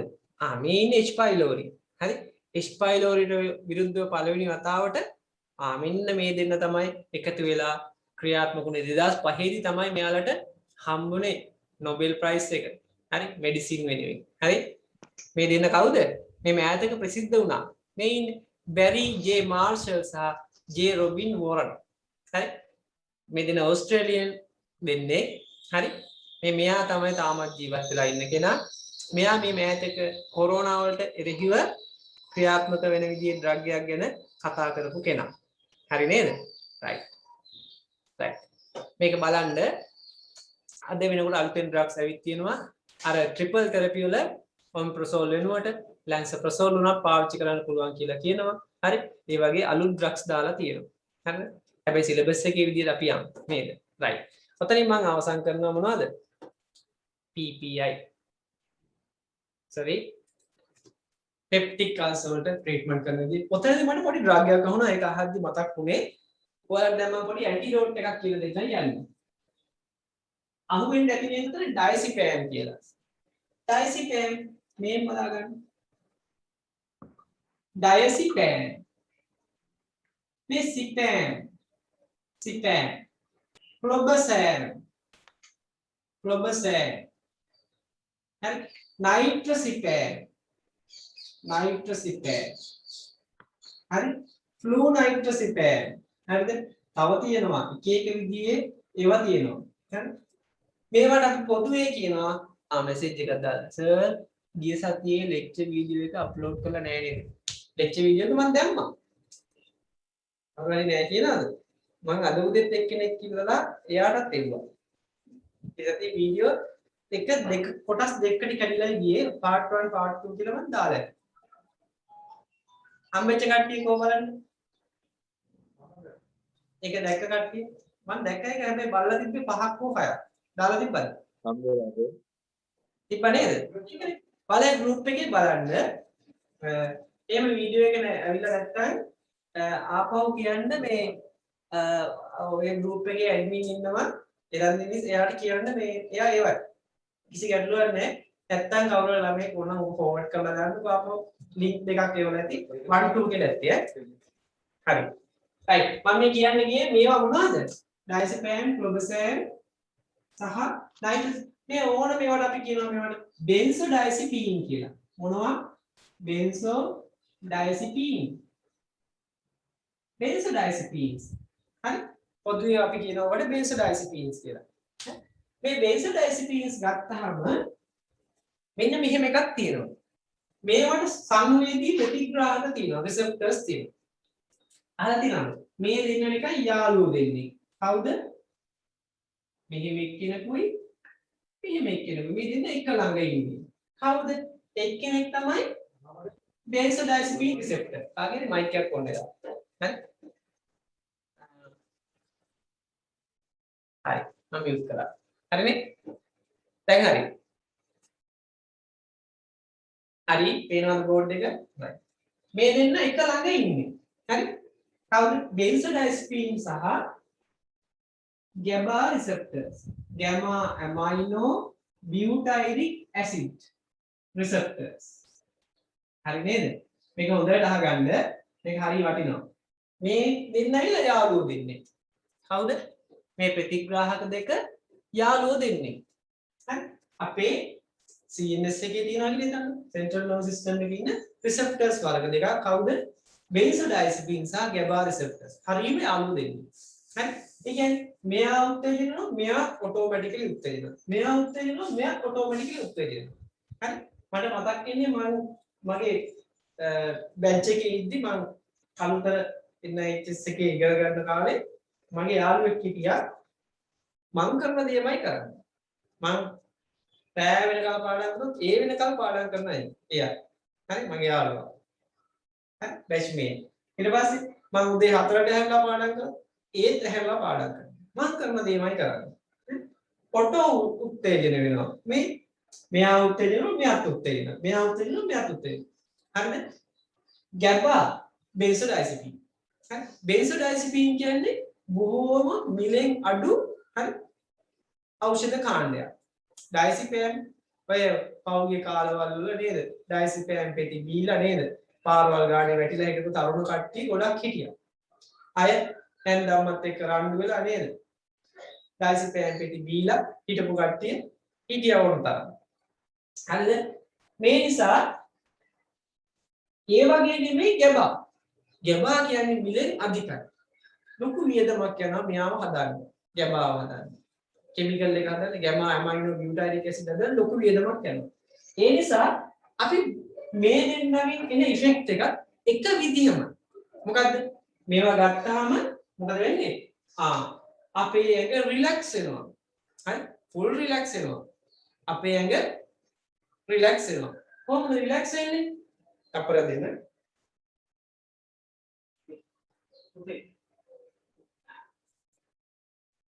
හරි. මොකක්ද වෙන්නේ? මේවා ගත්තාම මේම දෙයක් වෙනවා. මොකක්ද වෙන්නේ? අපේ ඇඟ calm down, relax වෙනවා. හරි. නිදිමත ගතිය, අලස ගතිය ඔක්කොම එනවා මේ ඩ්‍රග් එක ගත්තාම. heart rate එක අඩු වෙනවා, දාඩිය දාන එක අඩු වෙනවා, නිදිමත ගතිය. හරි. සියලු දේ අමතක වෙනවා. හරි. අන්න එහෙම දෙයක් වෙනවා. ඒකනේ සමහර තරුණ කට්ටිය මේක අරගෙන පාරවල් ගන්න හිටි වැටිලා නේද? මේවත් එක්ක පිළිටන් සිරප් එකක් එක එකට දාලා මේක කියන්නත් බයයි. හරි. මොකද කරන්නේ? බීලා ඉන්නවා. මොකද thrill එක. හරි. right. පෙනේ දැන්. හරි. right. මොකද වෙන්නේ? ගැබා. ගැබා එහෙම නෙමෙයි. ගැබා ටිකක් මිලෙන් වැඩි. ගැබා සුපර් ඩ්‍රග් එකක්. මේක ගත්තාම මොකද වෙන්නේ? නියුරෝනල් ඇක්ටිවිටි එක අඩු වෙනවා.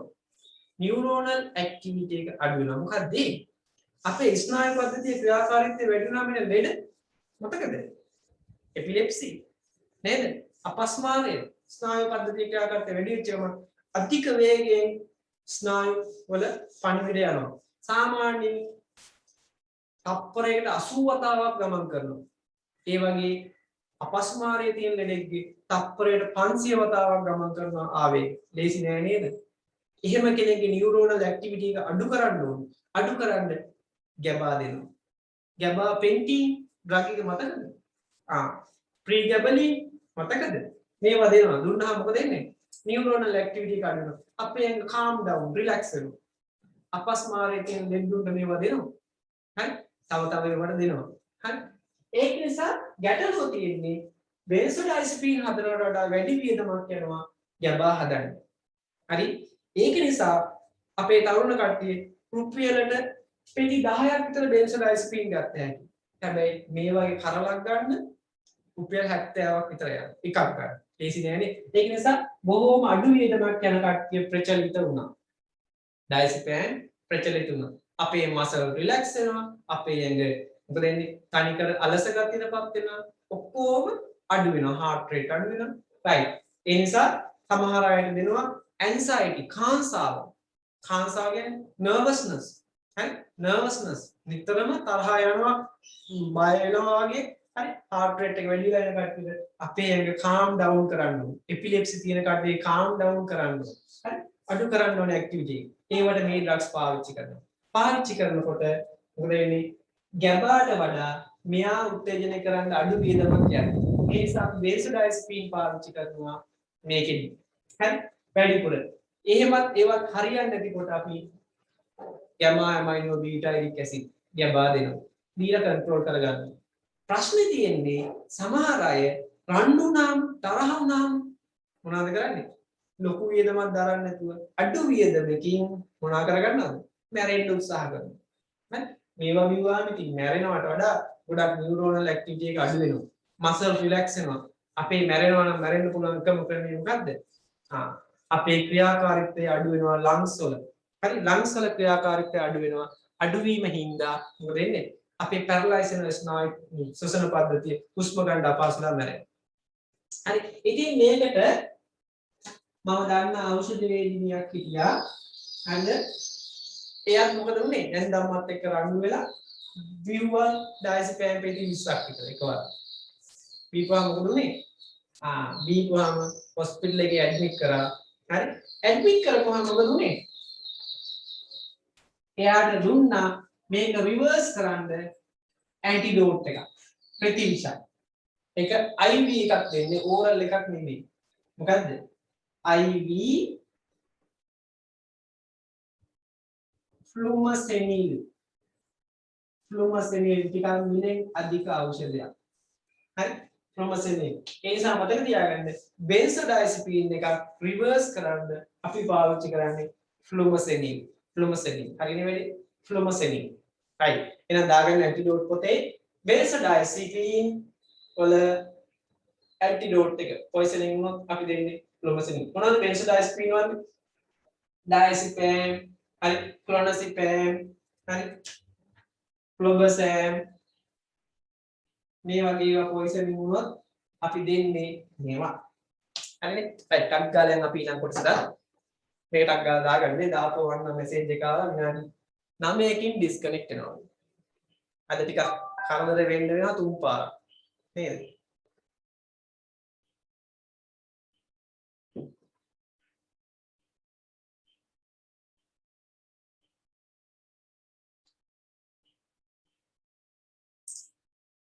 පළමු කෙනෙක් මැසේජ් එකක් දාලා තියෙනවා ෆෝන් එකට. මේ වෙලාවේ ෆෝන් එකට එවන්න එපා. මේකෙන් උගත් තමයි හොඳ. හරි.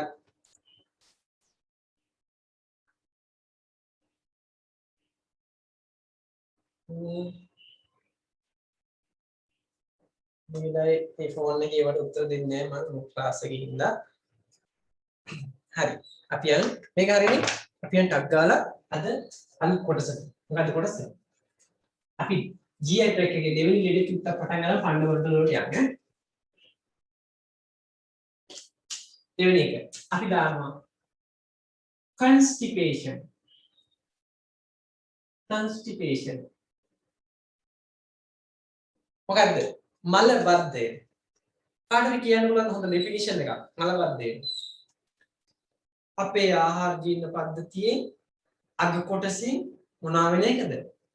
උදයෙන් ගන්න මල පහ පිට වෙනවා සාමාන්‍ය වාර ගන්නට වඩා අඩු වාර ගණනකින්.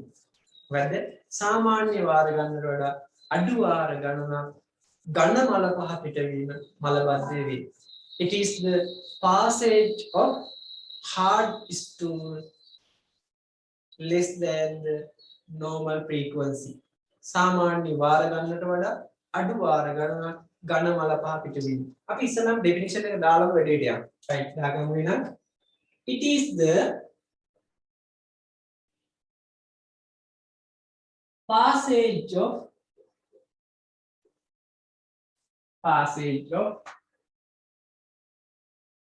hard stool කියේ මල පහ hard stool less than the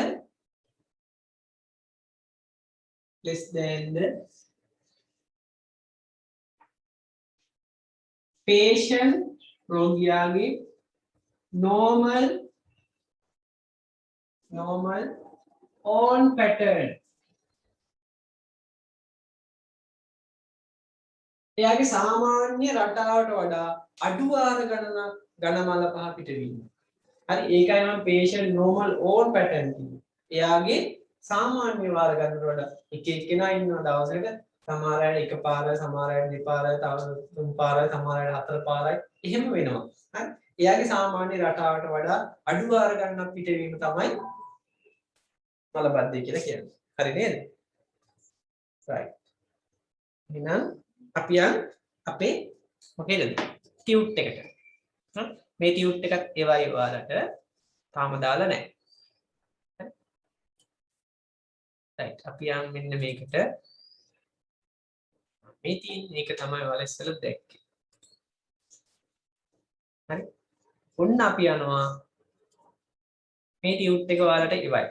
diarrhea and constipation මම මේක ඉස්සෙල්ලා කතා කරන්නේ constipation ගැනයි. මල බද්ධය. හරි constipation. right ඉතින් මම constipation හැදුනහම කොහොමද ඉන්නේ කියලා ඔයාලා මම පෙන්නන්නයි යන්නේ දැන්. මෙන්න මෙහෙම.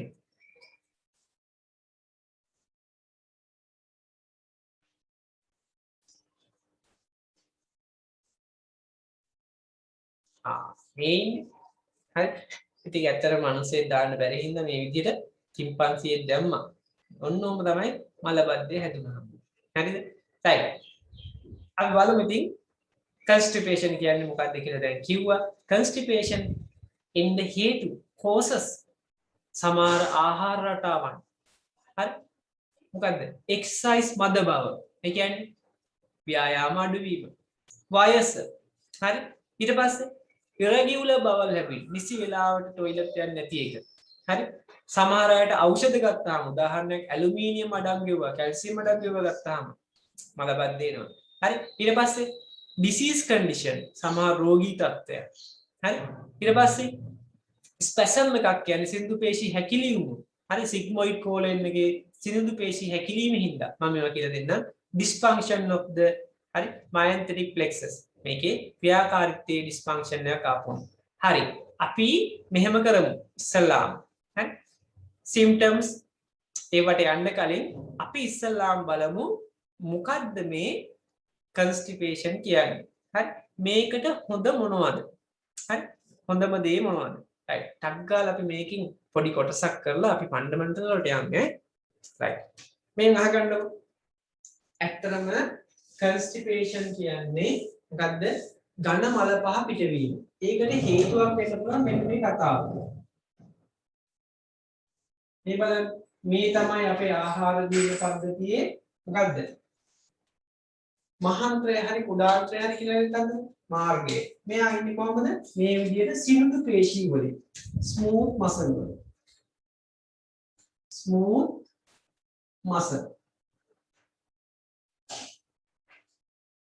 Smooth muscle. හරි මේ ස්මූත් මසල්ස් මොනවා වෙන්න ඕනද? මේවා සංකෝචනය සහ ඉහිල් වීම සිද්ධ වෙනවා. හරි මොකද? හැකිලෙනවා ඉහිල් වෙනවා. හැකිලෙනවා ඉහිල් වෙනවා. හරි ඒ කියන්නේ මේකට අපි කිව්වා මොකක් කියලා වචනයක්. මේකට අපි සිංහලෙන් කිව්වා මොකක් කියලාද? පෙරිස්ටල්සිස්. එහෙමද? ක්‍රමාකුංචනය නේද? පෙරිස්ටල්සිස්. සාමාන්‍යයෙන් මේක තමයි වෙන්නේ. මේ ක්‍රමාකුංචනය සමහර අයගේ වේගවත්, සමහර අයගේ හිමින්. වේගින් සිද්ධ වෙච්ච මොකද මේ කන්ටෙන්ට් එක වේගින් පහළ වෙනවා අපි කියනවා ඩයරියා කියලා. හිමින් සිද්ධ වෙච්ච මොකද මේ කන්ටෙන්ට් එක හිමින් යන්නේ. අපි ඒකට කිව්වා මොකක් කියලාද? constipation. එහෙනම් constipation තියෙන ලෙඩුන්ගේ මේක හිමින් සිද්ධ වෙන්නේ නේ. හිමින් යන්නේ. ඒක නිසා මේ drugs අපි මොකද කරන්න ඕනේ? භාවිතා කරනකොට මම මේකට පාවිච්චි කරන ඖෂධ දෙනවා. එකක් ක්‍රමාකුංචනය වැඩි කරන ඖෂධ, එකක් මේක ඇතුලේ ආසුතික පීඩනය වැඩි කරන ඖෂධ. ඔය සියලු දේවල් දෙනවා. ඕක මම කෙටියෙන් දානවා. මොකක් කියලාද? කෙටි නමකින් හඳුන්වනවා සියලු constipation ඖෂධ ලබා ගත හැකි මතක තියාගන්න හැකි කෙටි ක්‍රමය. මොකද්ද? මම දෙනවා ලෝකයේ එක වගේ පළවෙනියා දෙවෙනියා තෝරන සංග්‍රහාවක් තියෙනවා. Forbes මතක ඇති නේද? Forbes මේක දානවා මේකට. මොකද්ද ඒ? fecal softeners පළවෙනි එක. මල පහ මෘදු කරන ඖෂධ. මේක දාගන්න fecal softeners මේ ඉන්න මල පහ කොටස් වටේට මොනවද කරන්නේ අපි? දානවා ලිස්සන සුළු ද්‍රව්‍ය. හරි? අපි අර එන්ජින් වලට දාන්නේ නේද? lubricant ඒ වගේ මේකටත් දානවා. fecal softeners වලටම අපි කියනවා lubricant කියලාත් කියනවා. මොනවා? lubricant. මේ වලට දානවා. අර බණ්ඩක් කකාපුවම ලිස්සලා යන්නේ ඒ වගේ. හරි? ඒවත් දාන්න පුළුවන්. ඊට අමතරව තව අපිට කියන්න පුළුවන් මොනවද? තව කියන්න පුළුවන් ඕනනම් මොනවද? මේ නිත්‍යයට දාන්න පුළුවන් ලීසි ද්‍රව්‍ය. හරි? ඔයිල් වර්ග දානවා මේක. right. ඊට පස්සේ අපි එනවා osmotic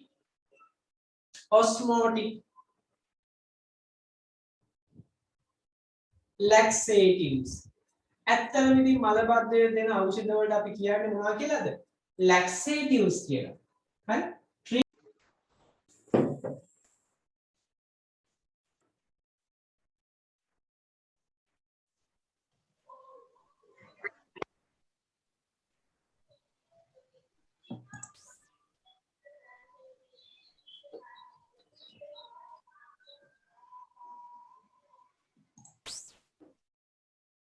ආපහු ඩිස්කනෙක්ට් වුණා නේද? හරි කමන්නේ. අපි ඉස්සරහට යන්න. හරි? මේකෙදි අපි කියනවා මොකක් කියලාද? osmotic laxatives. වටේ තියෙන ජලය ඔක්කොම උරාගෙන මොනවා වෙනවද? මෙන්න මෙතන ඉදිමෙන්න ගන්න. හරි? right. ඊට පස්සේ අපි කියනවා bowel cleansing. අපේ ආහාර ජීවන පද්ධතිය අග කොටස ක්ලීන් කරන ඖෂධ. cleansing. bowel cleansing මේක ගොඩාක් වෙලාවට ගන්න අපි එක්ස්රේ එකක් ගන්න හරි ස්කෑන් එකක් කරන්න ගියපුවාම මේවා පාවිච්චි කරලා යනවා. එතකොට අර කොටස් ඔක්කොම ඉවත් වෙලා යනවා. ඊට පස්සේ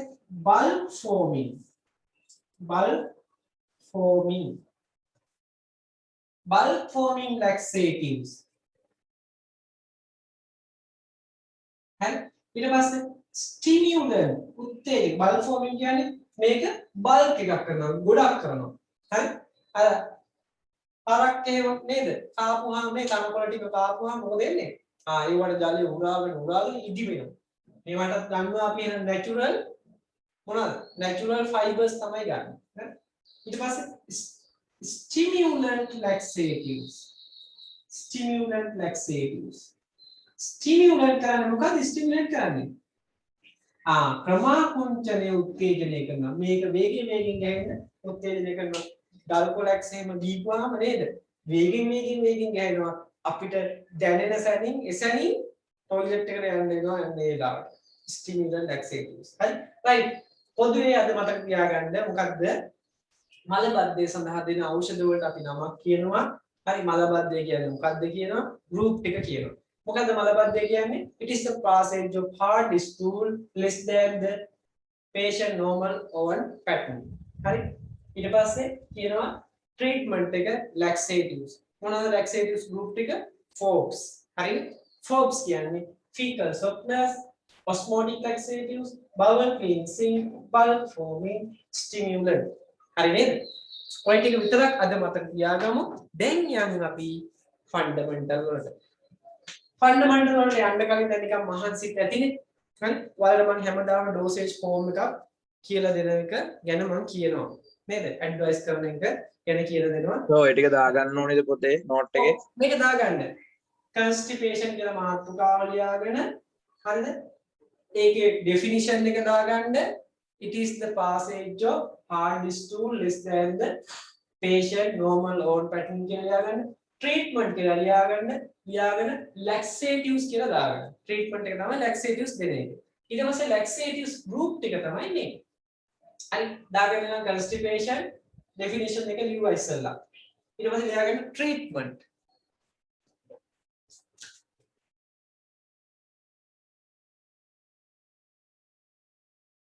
treatment කියලා ලියලා ඒකේ සයිල් දාගන්න laxatives. laxatives වලින් තමයි ට්‍රීට් කරන්නේ. මොනවද laxatives group ටික? මේවා තමයි group.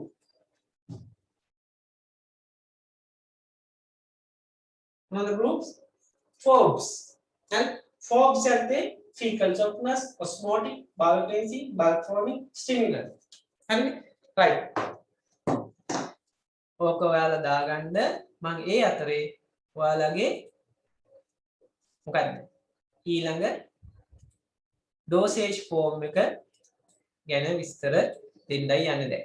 හරි. අද අපි කියලා දෙනවා nasal spray එක. හරි. nasal spray එක පාවිච්චි කරන විදිය. හරි.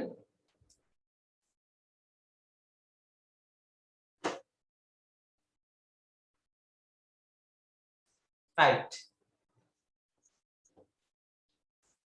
How to use nasal sprays properly. ඔයාලට තාම visual එක දැම්මේ නෑ. අපි බලමු දැන් visual එක. ඊට කලින් පොඩි දෙයක් පෙන්වන්න ඕනි මෙන්න මෙහෙම.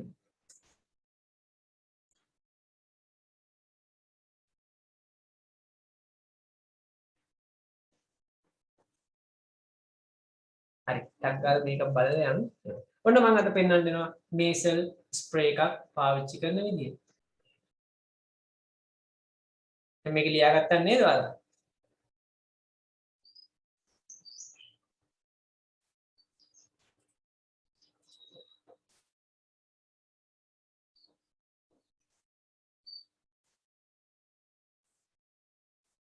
හරි. මේක පේනවද හැමෝටම? How to use nasal spray properly. හරි නේද? පේනවනේ?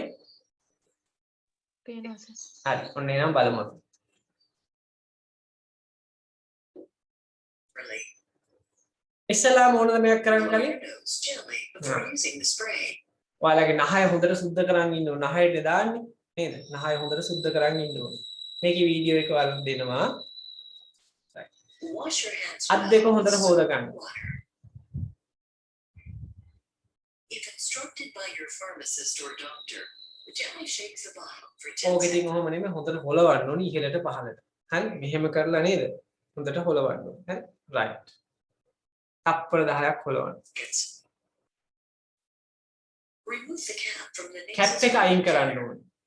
කැප් එක අයින් කරන්න.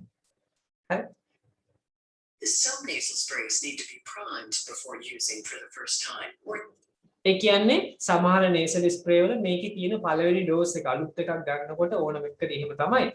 අපි ඉන්හෙලර් එකක් පාවිච්චි කරත් එහෙම තමයි. පළවෙනි ඩෝස් එක අයින් කරන්න ඕනේ. මොකද ඒකේ තියෙන පුළුවන් ඩස්ට් පාටිකල් අනම්මනම් තියෙන පුළුවන් ඒව නැහැට ගියොත් එහෙනම් තව ප්‍රශ්න වැඩි වෙනවා. හරිද? ඒකින්ද අපි ඒක කරන්න ඕනේ. එහෙම නැත්නම් දවස් කීපයක් පාවිච්චි කරලා නැතුව මාසෙකින් විතර අපි අද පාවිච්චි කරනවා නම් ඒ ට්‍රයිම් අවුට් කරන්න ඕනේ. හරිද? If they haven't been used for several days,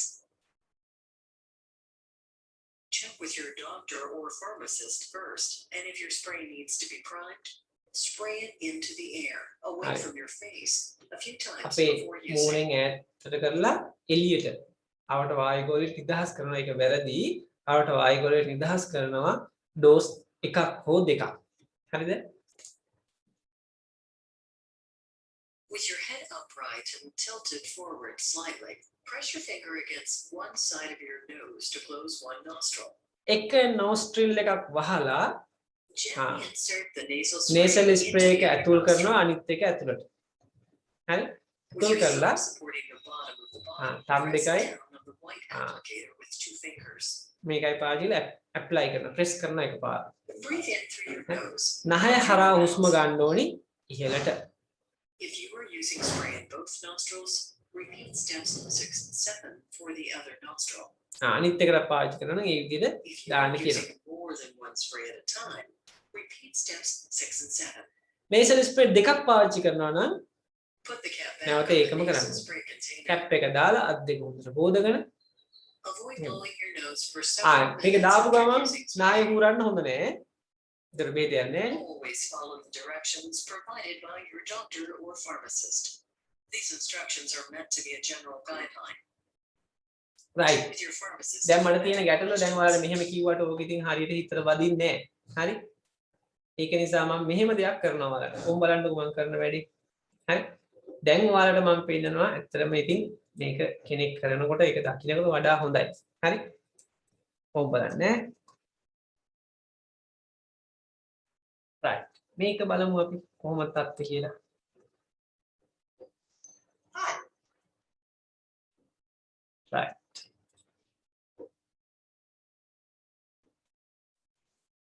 හරි මේක පේනවනේ දැන්. මේ ඉන්නේ හරි මේ ඉන්න ඇවිල්ලා වෛද්‍යවරියක් නේද? අපි බලමු කොහොමද කියලා. And I'm Cherise Ackley, Midwest Allergy and Asthma. I'm here to show you how to properly use your nasal spray. Your nasal sprays have a cap on them, which will need to be removed. Some of the nasal sprays also have a guard on them, and you will need සමහර ඒ වගේ මොකද වෙලා තියෙන්නේ? මේක ඇතුලේ තියෙනවා මෙන්න මේ වගේ මොකද්ද? ගාඩ් එකක් තියෙනවා. ඒ ගාඩ් එක අයින් කරලා දාන්න ඕනේ. අයින් කරලා තමයි අපිට ප්‍රෙස් කරන්න පුළුවන්. අයින් කරේ නැත්නම් ප්‍රෙස් කරන්න බෑ මේක. හරි? මේක ඒ වැඩේ කරනකොට අයින් කරන්න ඕනේ. remove this as well. Before you use your nasal spray, make sure that you blow your nose. නාය හොඳට හූරලා අයින් කරන්න ඕනේ.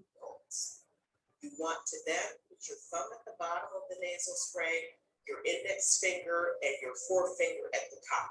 If this is a brand new bottle, push down to prime the medication so that it's ready for your use. Then you'll want to take your other hand and close the nostril that you're not going to insert the medication into. When you are going to use your medication, you want to aim toward the back of your head. You do not want to aim toward the nasal septum, which is the piece of cartilage that divides right from left. ඔයාලගේ නාසයේ තියෙන මැද තියෙන ආවාරයේ දෙසට මේක M කරන්න එපා. මොකද ඔකේ තුඩ වැදිලා ලේ එන්න පුළුවන්. ඒතකොට බෙහෙතින්ද ලේ එනවා කියලා හිතලා සමහර අය බය වෙනවා. කෙලින්ම අපි nasal septum එකකින් එළියට තමයි අහකට යන විදිහට තමයි මේක ඒම් කරන්නේ. If you aim toward the nasal septum and the medicine hits the nasal septum, the lining of that part of the nose is thinner than the rest of the nose, and that is where you can have some nosebleeds. That is not a side effect of the medication. That is due to wrong inhaler technique. So please aim toward the back of your nose, away from the nasal septum. Let all of your air out. උදේට smell එක දාලා Medication with the applicator into your nostril. and squirt down while you take a slow, deep breath in. Don't take a hard breath in, or all of the medication will go into the back of your throat and not stay in your Hard lungs. You'll want to inhalation method එකනේ ගන්න ඕනේ. with the exception of priming the medication for the other nostril. If you've got to take a second dose of medication, you'll want to wait at least 3 minutes. විනාඩි 3ක්වත් දෙවෙනි dose එකක් ගන්නවා නම් ඉන්න ඕනේ කියලා කියන්නේ. අයියේ කියපුව ඇතුළට යන්න. Don't blow your nose after you finish taking your last dose of medication, or you will have blown all the medication out of your nose and it won't be effective. When you're finished taking your medication, you want to replace the safety guard and you want to replace the cap. Safety guard cap එකයි replace කරන්න. For the next use. Right. අපිට ඒකත් හරි නේද? ඒකත් හරි. Right. දැන් එහෙනම් අපි යන් අපේ ෆන්ඩමෙන්ටල් වලට. හරි මම මේකේ ටියුට් එක දෙන්නම් මට ඔයාලට ඉතින් මේක මේ පෙන්වන්න පුළුවන්. මේකේ ප්ලයර් එකක් තියෙනවා මම ඒකයි වීඩියෝ දෙකයි ඔයාලට එවනවා. මෙන්න මේ ප්ලයර් එක ඕන නේසල් ස්ප්‍රේ එක මේකත් බලා ගන්න හොඳයි ලීෆ්ලෙට් එක. බලන්න මේ තියෙන්නේ මම මේක ටිකක් පෙන්නලාම යන්නම්. මේකේ තියෙනවා මේ කරන ක්‍රම දැන් මම ඔය කියපු ටික මම නෝට් ලියලා ඉන්න ඕනේ නැහැ. මොකද කරන්න ඕනේ? මේක ඔයාලට පේනවා ඇති. මේ තියෙන ලස්සන මම මේක හදලා තියෙනවා. බලන්න අත් දෙක හොදන්න blow your nose හරි prime out කරන්න ඔක්කොම විස්තර ටික මේකේ තියෙනවා. ගිය සතියේත් මම ඔයාලට එව්වා ලැබෙන්න ඇති නේද? group එකට මම දැම්මා. හම්බුණාද නැද්ද? ගිය සතියේ මොකද්ද මම කරේ? transdermal patch එක. නේද? patch එක අලෝන විදිය කරන විදිය ඔක්කොම මේ විදිහට flyer එකයි වීඩියෝ එකයි දැම්මා. දැන් අදත් මම දානවා මේ විදිහට මේකේ flyer එකයි වීඩියෝ එකයි ඔයාලගේ group එකට. හරිනේ වැඩේ? right. හරි. අද යන් එහෙනම් අපි ෆන්ඩමෙන්ටල් ගන්න ටියුට් එක මෙන්ටල් වෙන්න නේද? හරි.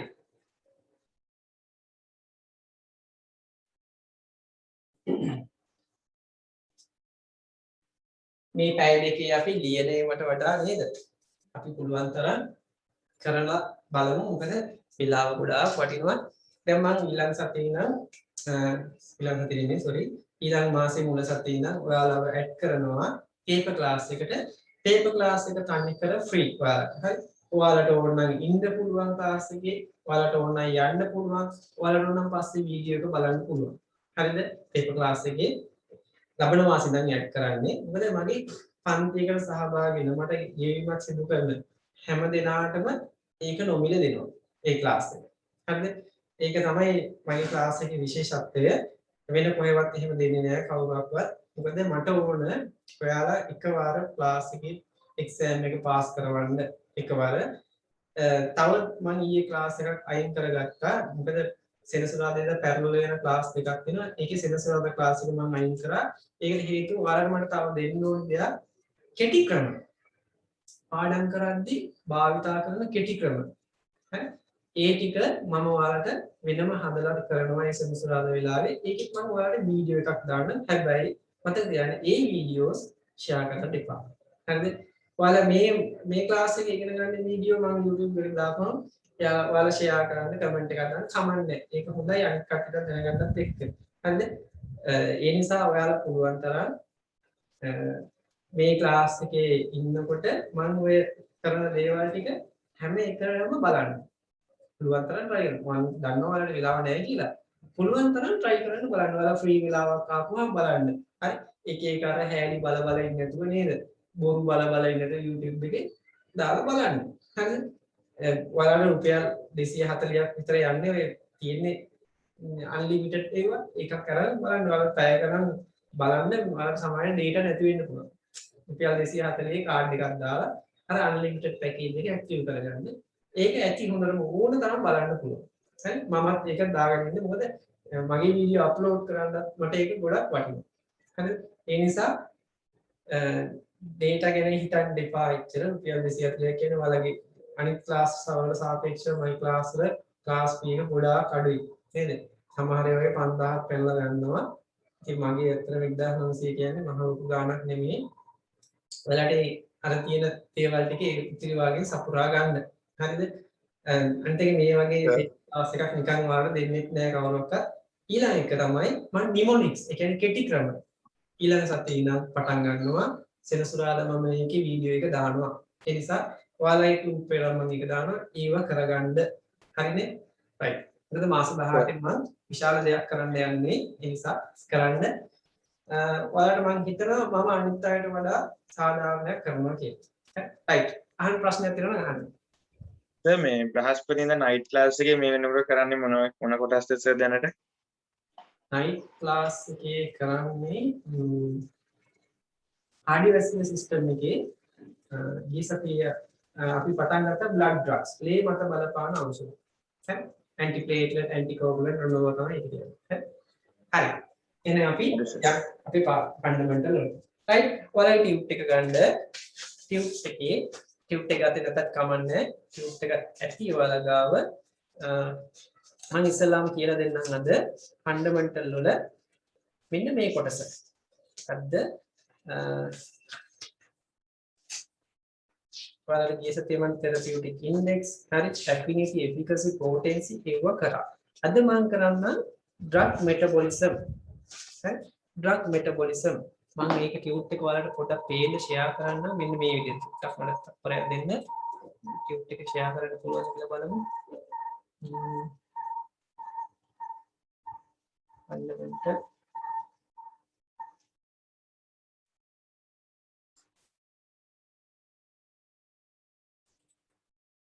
මම හිතන්නේ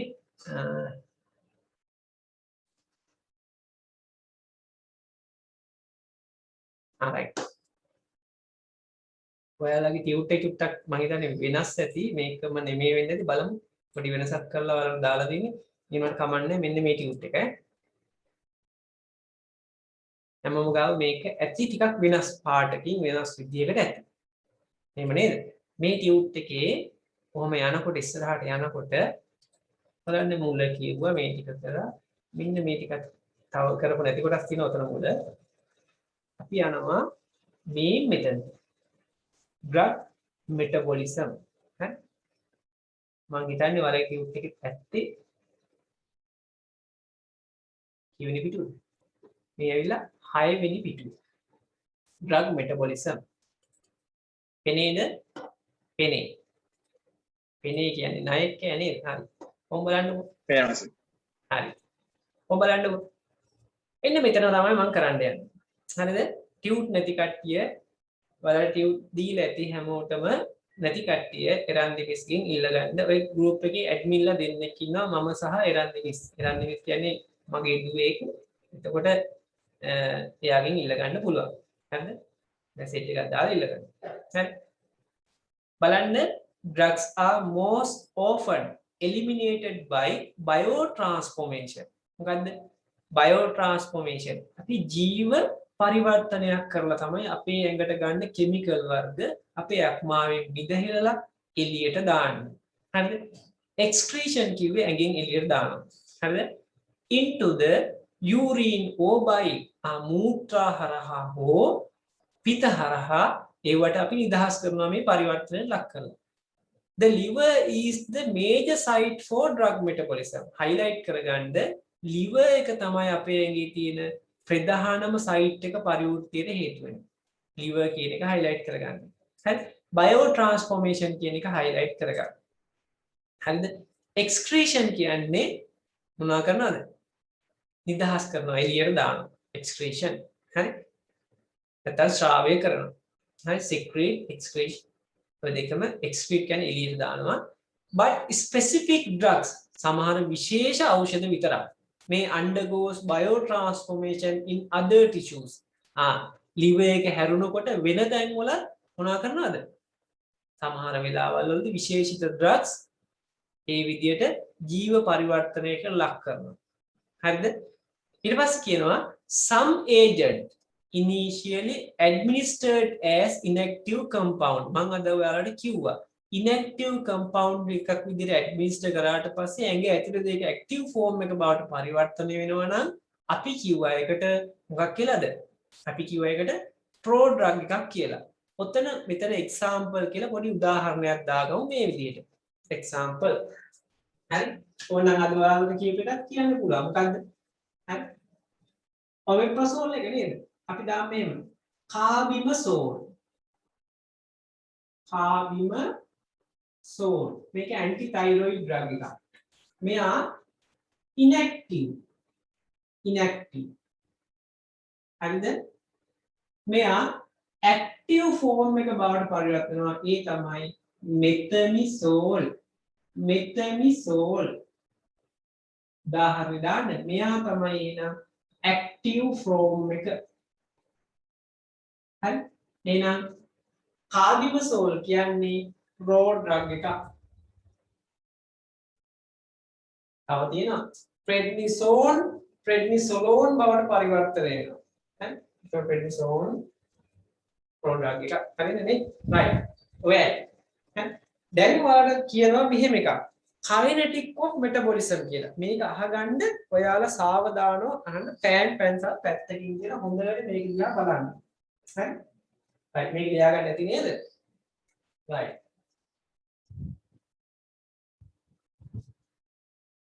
kinetic of metabolism ඊළඟට තියෙන මේවා එක මෙන්න මේ කොටස. හරි? මෙතන kinetic of metabolism first order kinetic zero order kinetic කියලා තියෙනවා. හරිනේ? right. මේක හොඳට අහගන්න. මේකේ වෙන්නේ මෙන්න මෙහෙම දෙයක්. හරි? මම මෙතනින් අයින් වෙන්නම්. හරි. බලන්න මේකේ තියෙනවා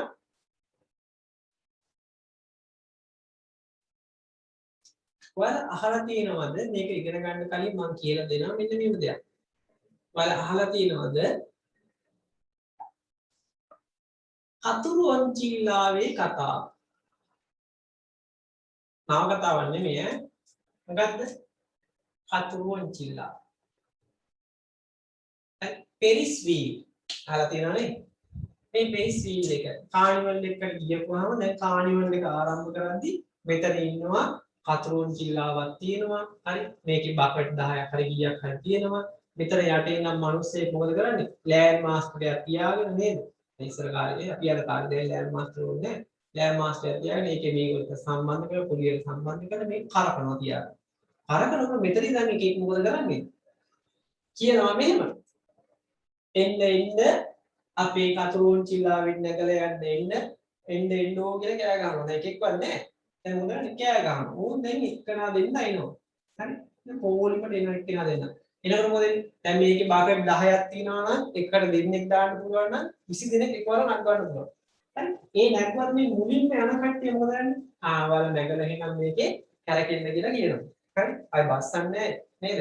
මෙතන පොලිම වෙන එකක් බස්සන්නේ. ඇයි? පළවෙනිට යන කට්ටිය chance එක තියෙනවා. හරි? ඇයි මේ බකට් පිස්ස පිරනකම් එන කට්ටිය නග ගන්න. ඊට පස්සේ ඔන්න මුලදී කෑ ගහගෙන ඉන්න කියනවා. පස්සේ මොකද උනේ? පස්සේ බලද්දි දැන් පොලිමත් පිළා මම මොකද කෑ ගහන්නේ? කෑ ගහන්න ඕනේ. ඕනෙලා ආපුදේ. හැබැයි පොඩි වැඩක් කරනවා. මොකද්ද? මේ 10 පුරවනවා 10ට නගනවා විනාඩියක් කරගෙන විනාඩියකුත් දැන් කරකන්නේ.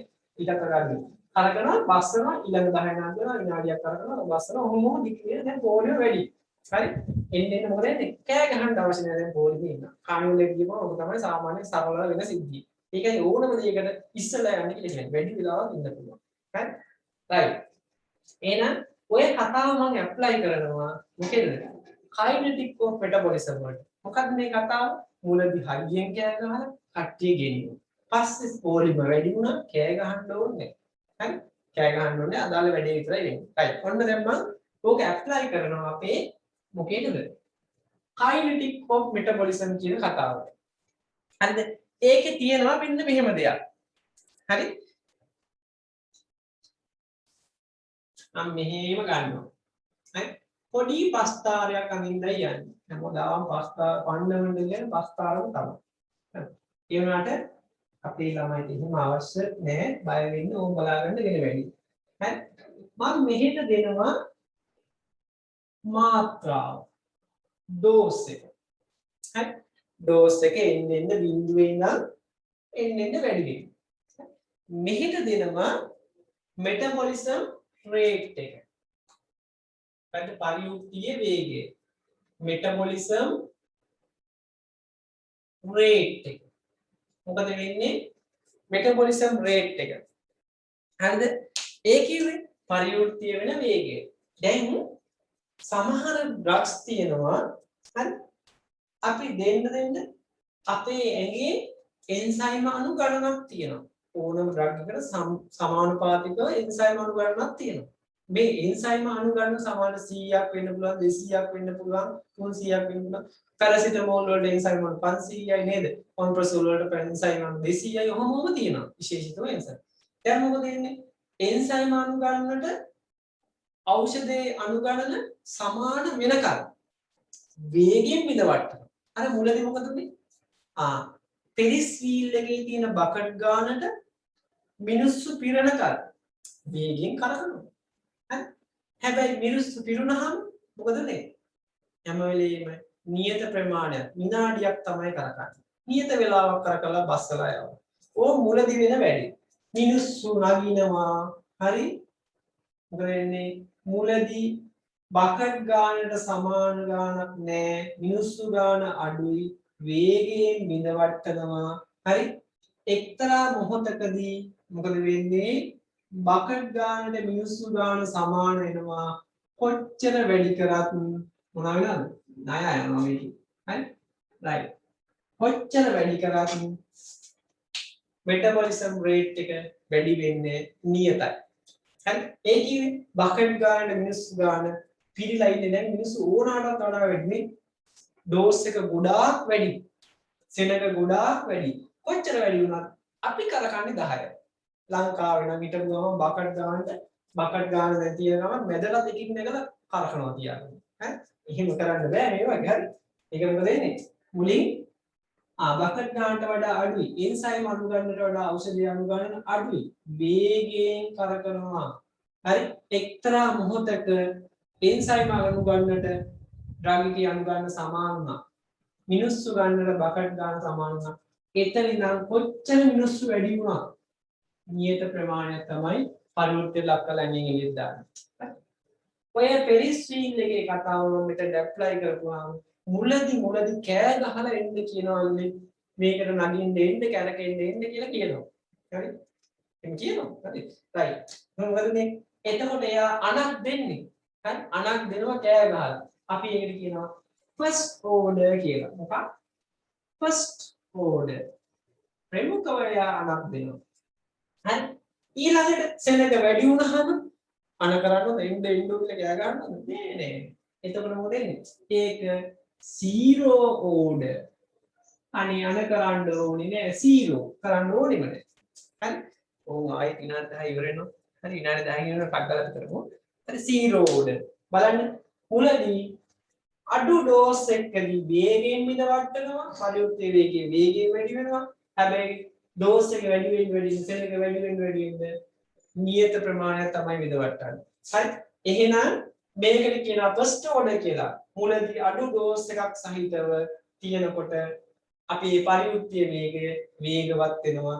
කොටසක් DTN එකෙන් කොටසක් තමයි හැම වෙලේම විදවට්ටන්නේ. හරි? අපි කියන එක fraction එකක් කියලා. fraction එකක්. හරි? මේකෙදි ඉන්න ජනගහනය මත ඩිපෙන්ඩ් වෙනවා. ඇවිල්ලා පොලිමේ ඉන්න ප්‍රමාණය 5 දෙනාම දා ගන්නවා. හරි? ඒකෙන් තමයි කියනවා මේකට depend on dose. හරි? depend on dose. මේක dose එක මත depend වෙනවද? ඉන්න ප්‍රමාණය මත depend වෙනවද? නෑ. කොච්චර හිටියත් එකම ප්‍රමාණය දා ගන්න පුළුවන්. කොච්චර හිටියත් පොලිමේ 100ක් හිටියත් 10මයි දා ගන්න පුළුවන් පෙරිස් වීල් එකට. ඒකින් අපි කියනවා independent on dose. Independent on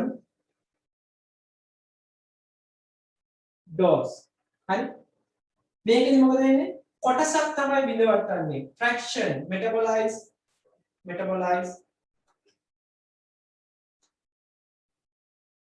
fraction of drug එකේ කොටසක් බිඳවට්ටනවා. මෙතෙන්දි constant amount එකක් බිඳවනවා. නිශ්චිත ප්‍රමාණයක් බිඳවට්ටනවා.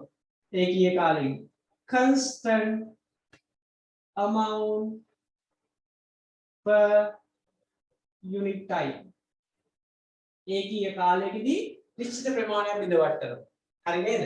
එහෙනම් මතක තියාගන්න මෙතන ඩෝස් එක මතන දාපවතින්නේ මෙතන දාපවතිනවා. මෙතන නිශ්චිත කොටසක් බිඳවට්ටන්නේ. මෙතන නිශ්චිත ප්‍රමාණයක් බිඳවට්ටන්නේ. මේක ඩෝස් එක මත ඩිපෙන්ඩ් වෙනවා. මේක ඩෝස් එක මත ඉන්ඩිපෙන්ඩන්ට්. හරි නේද? right. එහෙනම් ඔන්න ඕක දාගන්න ඕනි ඔයාලගේ ටියුට් එකේ ඔය හිස්තැනේ. මොකක්ද හිස්තැන? මේ තියෙන්නේ මම ආපහු පෙන්නන්නම්. මෙන්න මේ හිස්තැනේ දාගන්න. මේ තියෙන්නේ kinetic of metabolism කියලා දාලා දැන් තියනවා නේද එකක්. ඔය හිස්තැනේ මං ඔය පෙන්නපු ඇඳපු view එක ඇඳගන්න ටක් ගාලා දාගන්නේ. හරි මහා ලොකු දෙයක් නෑ. මේ දාගන්න metabolism rate, මේ දාගන්න dose එක, මෙතන දාගන්න first order kinetic, මේ දාගන්න zero order kinetic.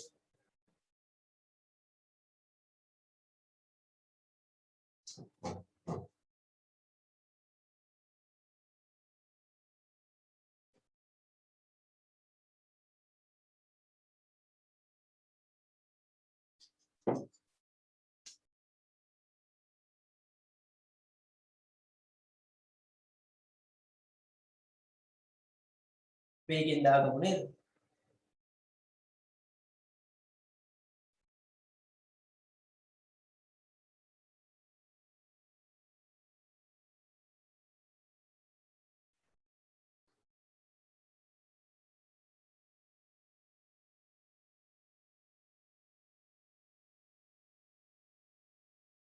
අපි ඒ ගමන් මෙතන පොඩි චුට්ටි නෝට් එකකුත් දාගමු.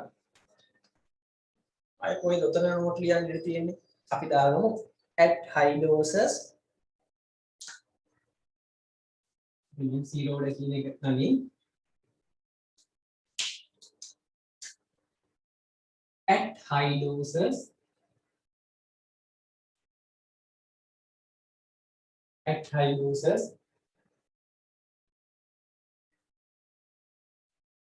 drug metabolism is zero order. Drug metabolism is zero order.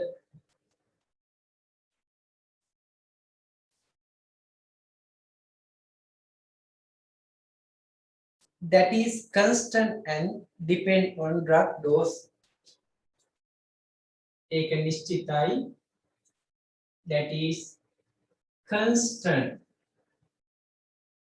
and depend on drug dose.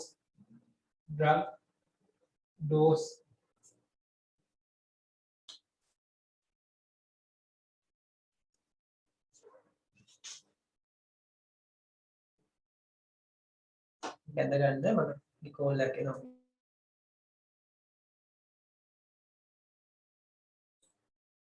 Depend on drug dose. මෙතන දාගමු අපි at low doses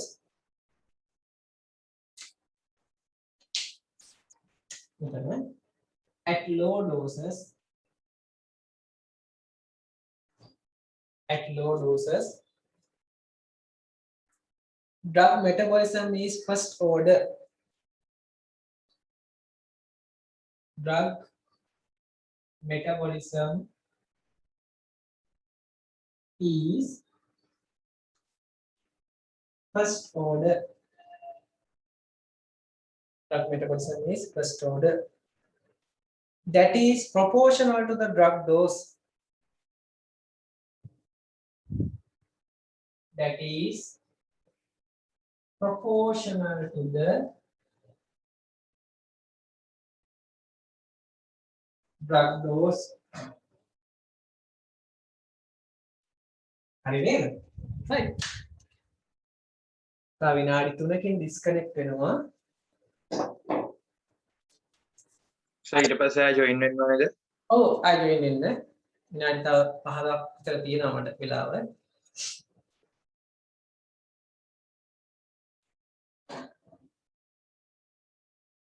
හරිනේ නේද?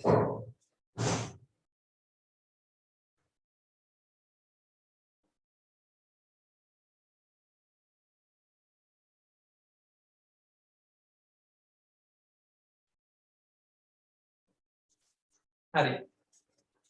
හරි ඉවරයි නේද වැඩේ? ඔකේ වෙනස්කම් අහනවා එක්සෑම් එකේදී. ඒ නිසා වෙනස්කම් ටික ටිකක් මතක තියාගන්න.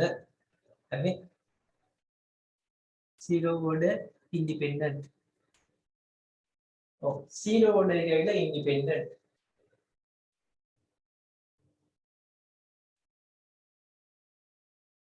මෙතන මේ sorry මම මේක ලියලා තියෙනවා වැරදිනේ. හොඳයි අවදානම්. constant and independent on මෙතන independent කියලා නෙමෙයි. independent on drug dose. මේක dependent හරි.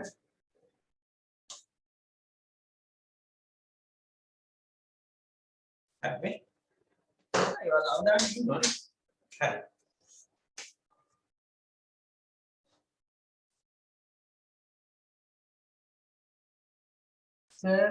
create කරපු pharmacy Sunday group එකකින් remove කරලා වෙන pharmacy Sunday ඔව් මේ ඔයාලගේ group ඔක්කොම revise වෙනවා අර ඔය account branch එකකින් තමයි ඒක කරන්නේ ඒ තියෙන group එක හැම මාසෙම revise වෙනවා මොකද එයාලා payment කරපු කට්ටිය එක group එකකට දාන කරපු කට්ටිය තව group එකකට දානවා ඔයාලා කවුරක්වත් අයින් කරන්නේ නැහැ හරිද මේ ඒක එයාගේ පහසුව සඳහා ඒක කරන්නේ සමහර අය ඇත්තටම කරන්න බෑ මේ වෙලාවේ එළියට යන්න දෙන්නේ නැහැ ප්‍රශ්න තියෙනවා හරි එයාලා වෙනම group එකකට දානවා කවුරක්වත් මම කියලා දෙන අයින් කරන්න එපා කියලා දැන් අපි අයින් කරන්නේ නැහැ කිසි කෙනෙක් ඒකින්ද බය වෙන්න එපා group revise වෙනවා මාසෙන් මාසෙට හරි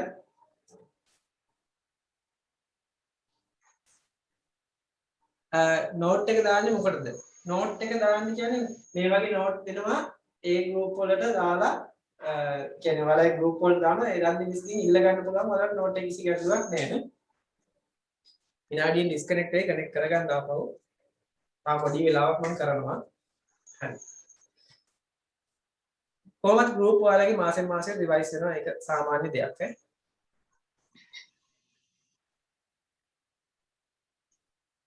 හරි නේද මේක ඉවරයි නේද අපි ඉස්සරහට යන්න එහෙනම් right ටක් ගාලා යන්න ඉස්සරහට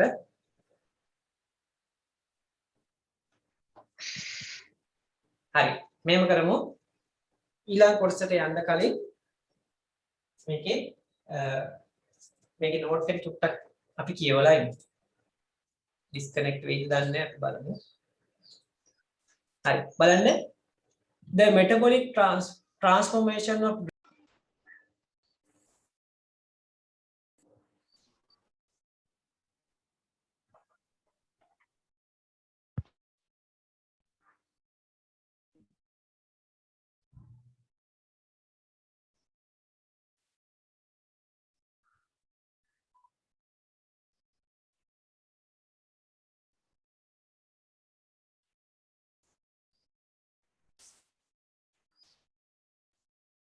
හරි අපි යන් ඉස්සරහට බලන්න මේකේ තියෙනවා මෙහෙම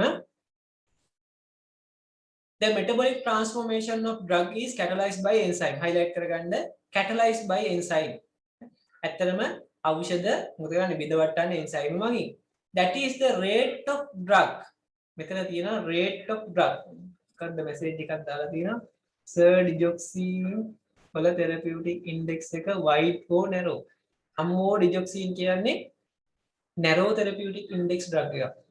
හොඳට මතක තියාගන්න එක. right. That is the rate of drug අන්න විතර එක වැරදි. වචන දෙකක් වැරදිලා. rate of drug මේ of drug එකක් කපා ගන්න. හරි මෙන්න මේ එකක් කොටසක් අයින් කරන්න. හරි. That is the rate of drug metabolism is directly proportional to the concentration of free drug. අන්න නිදහසේ තියෙන ඖෂධ ගන්නට පරිවෘත්තීය වේගය මොන වෙනවද proportional සමානුපාතිකයි highlight කරගන්න directly proportional අනුලෝමව සමානුපාතිකයි හරි ඒ කියන්නේ ඖෂධ අණු ගන්නට හරි පරිවෘත්තීය වේගය අනුලෝමව සමානුපාතිකයි and first order kinetic is observed අන්නේ වෙලාවේදී first order kinetic එක අපිට දකින්න ලැබෙනවා හරියට කතුරු ඔන්චිලාව ආරම්භක මොහොත වගේ this mean that constant fraction of drug is metabolized per unit time. ඒකේ තේරුම මොකද්ද? ස්ථීර කොටසක් constant fraction එකක් පරිවෘත්තියට ලක් වෙනවා ඒකීය කාලයකදී. හරි ඒකීය කාලයකදී. right. ඊට පස්සේ කියනවා මොකද්ද? zero order kinetic. With a few drugs such as aspirin, ethanol and phenytoin මේ වගේ සමහර කුඩා ඖෂධ ප්‍රමාණයක් විතරයි. The doses are very large. ඒ වගේ මාත්‍රාව ගොඩක් ලොකුයි. හරි මේ aspirin ගත්තාම මිලිග්‍රෑම් 300. හරි 150 ඒ වගේ ලොකු doses දෙනවා. හරි phenytoin මිලිග්‍රෑම් 100. හරි ඒ වගේ ලොකු dose දෙනවා. The doses are very large. highlight කරන්න very large. So the enzyme is saturated by high free drug concentration. ඒකින්ද තියෙන enzyme අණුගන්න සම්ප්‍රයුක්ත වෙලා තියෙනවා වැඩිපුර තියෙන free drugs වලින්. ඒ කියන්නේ දැන් සෙනඟ වැඩි ඒකේ තියෙන penicillin එකේ තියෙන බකට් ගන්න සම්ප්‍රයුක්තයි ඊට වඩා වැඩි සෙනඟ ඉන්නවා. Saturated at high free drug concentration කියලා highlight කරගන්න. And the rate of metabolism remains constant. highlight කරගන්න පරිවෘත්තීය වේගය constant නියතයි over time කාලයත් එක්ක නියතයි is called zero order kinetic. අන්න ඒ වෙලාවට කියනවා අපි zero order kinetic එකක් කියලා. A constant amount of drug metabolized per unit time. අන්න ඒ වෙලාවේදී ස්ථීර ප්‍රමාණයක් විනාඩි ඒකීය කාලයකදී බිඳ වටනවා. හරි නේද? right. බිඳ වටනවා.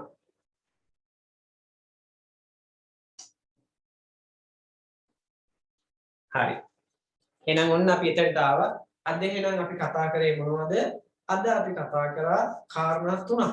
එකක් තමයි ෆාමකොලොජි වල අපි කතා කරා මොකක් ගැනද? proton pump inhibitors ගැන. ඒවට අදාළ MCQ දානවා. ඊට පස්සේ මම කතා කරනවා මොකක් ගැනද? patient ගැන. හරි? ඊට පස්සේ කතා කරනවා මම කාගෙන් එකක් ඔන්න වෙලා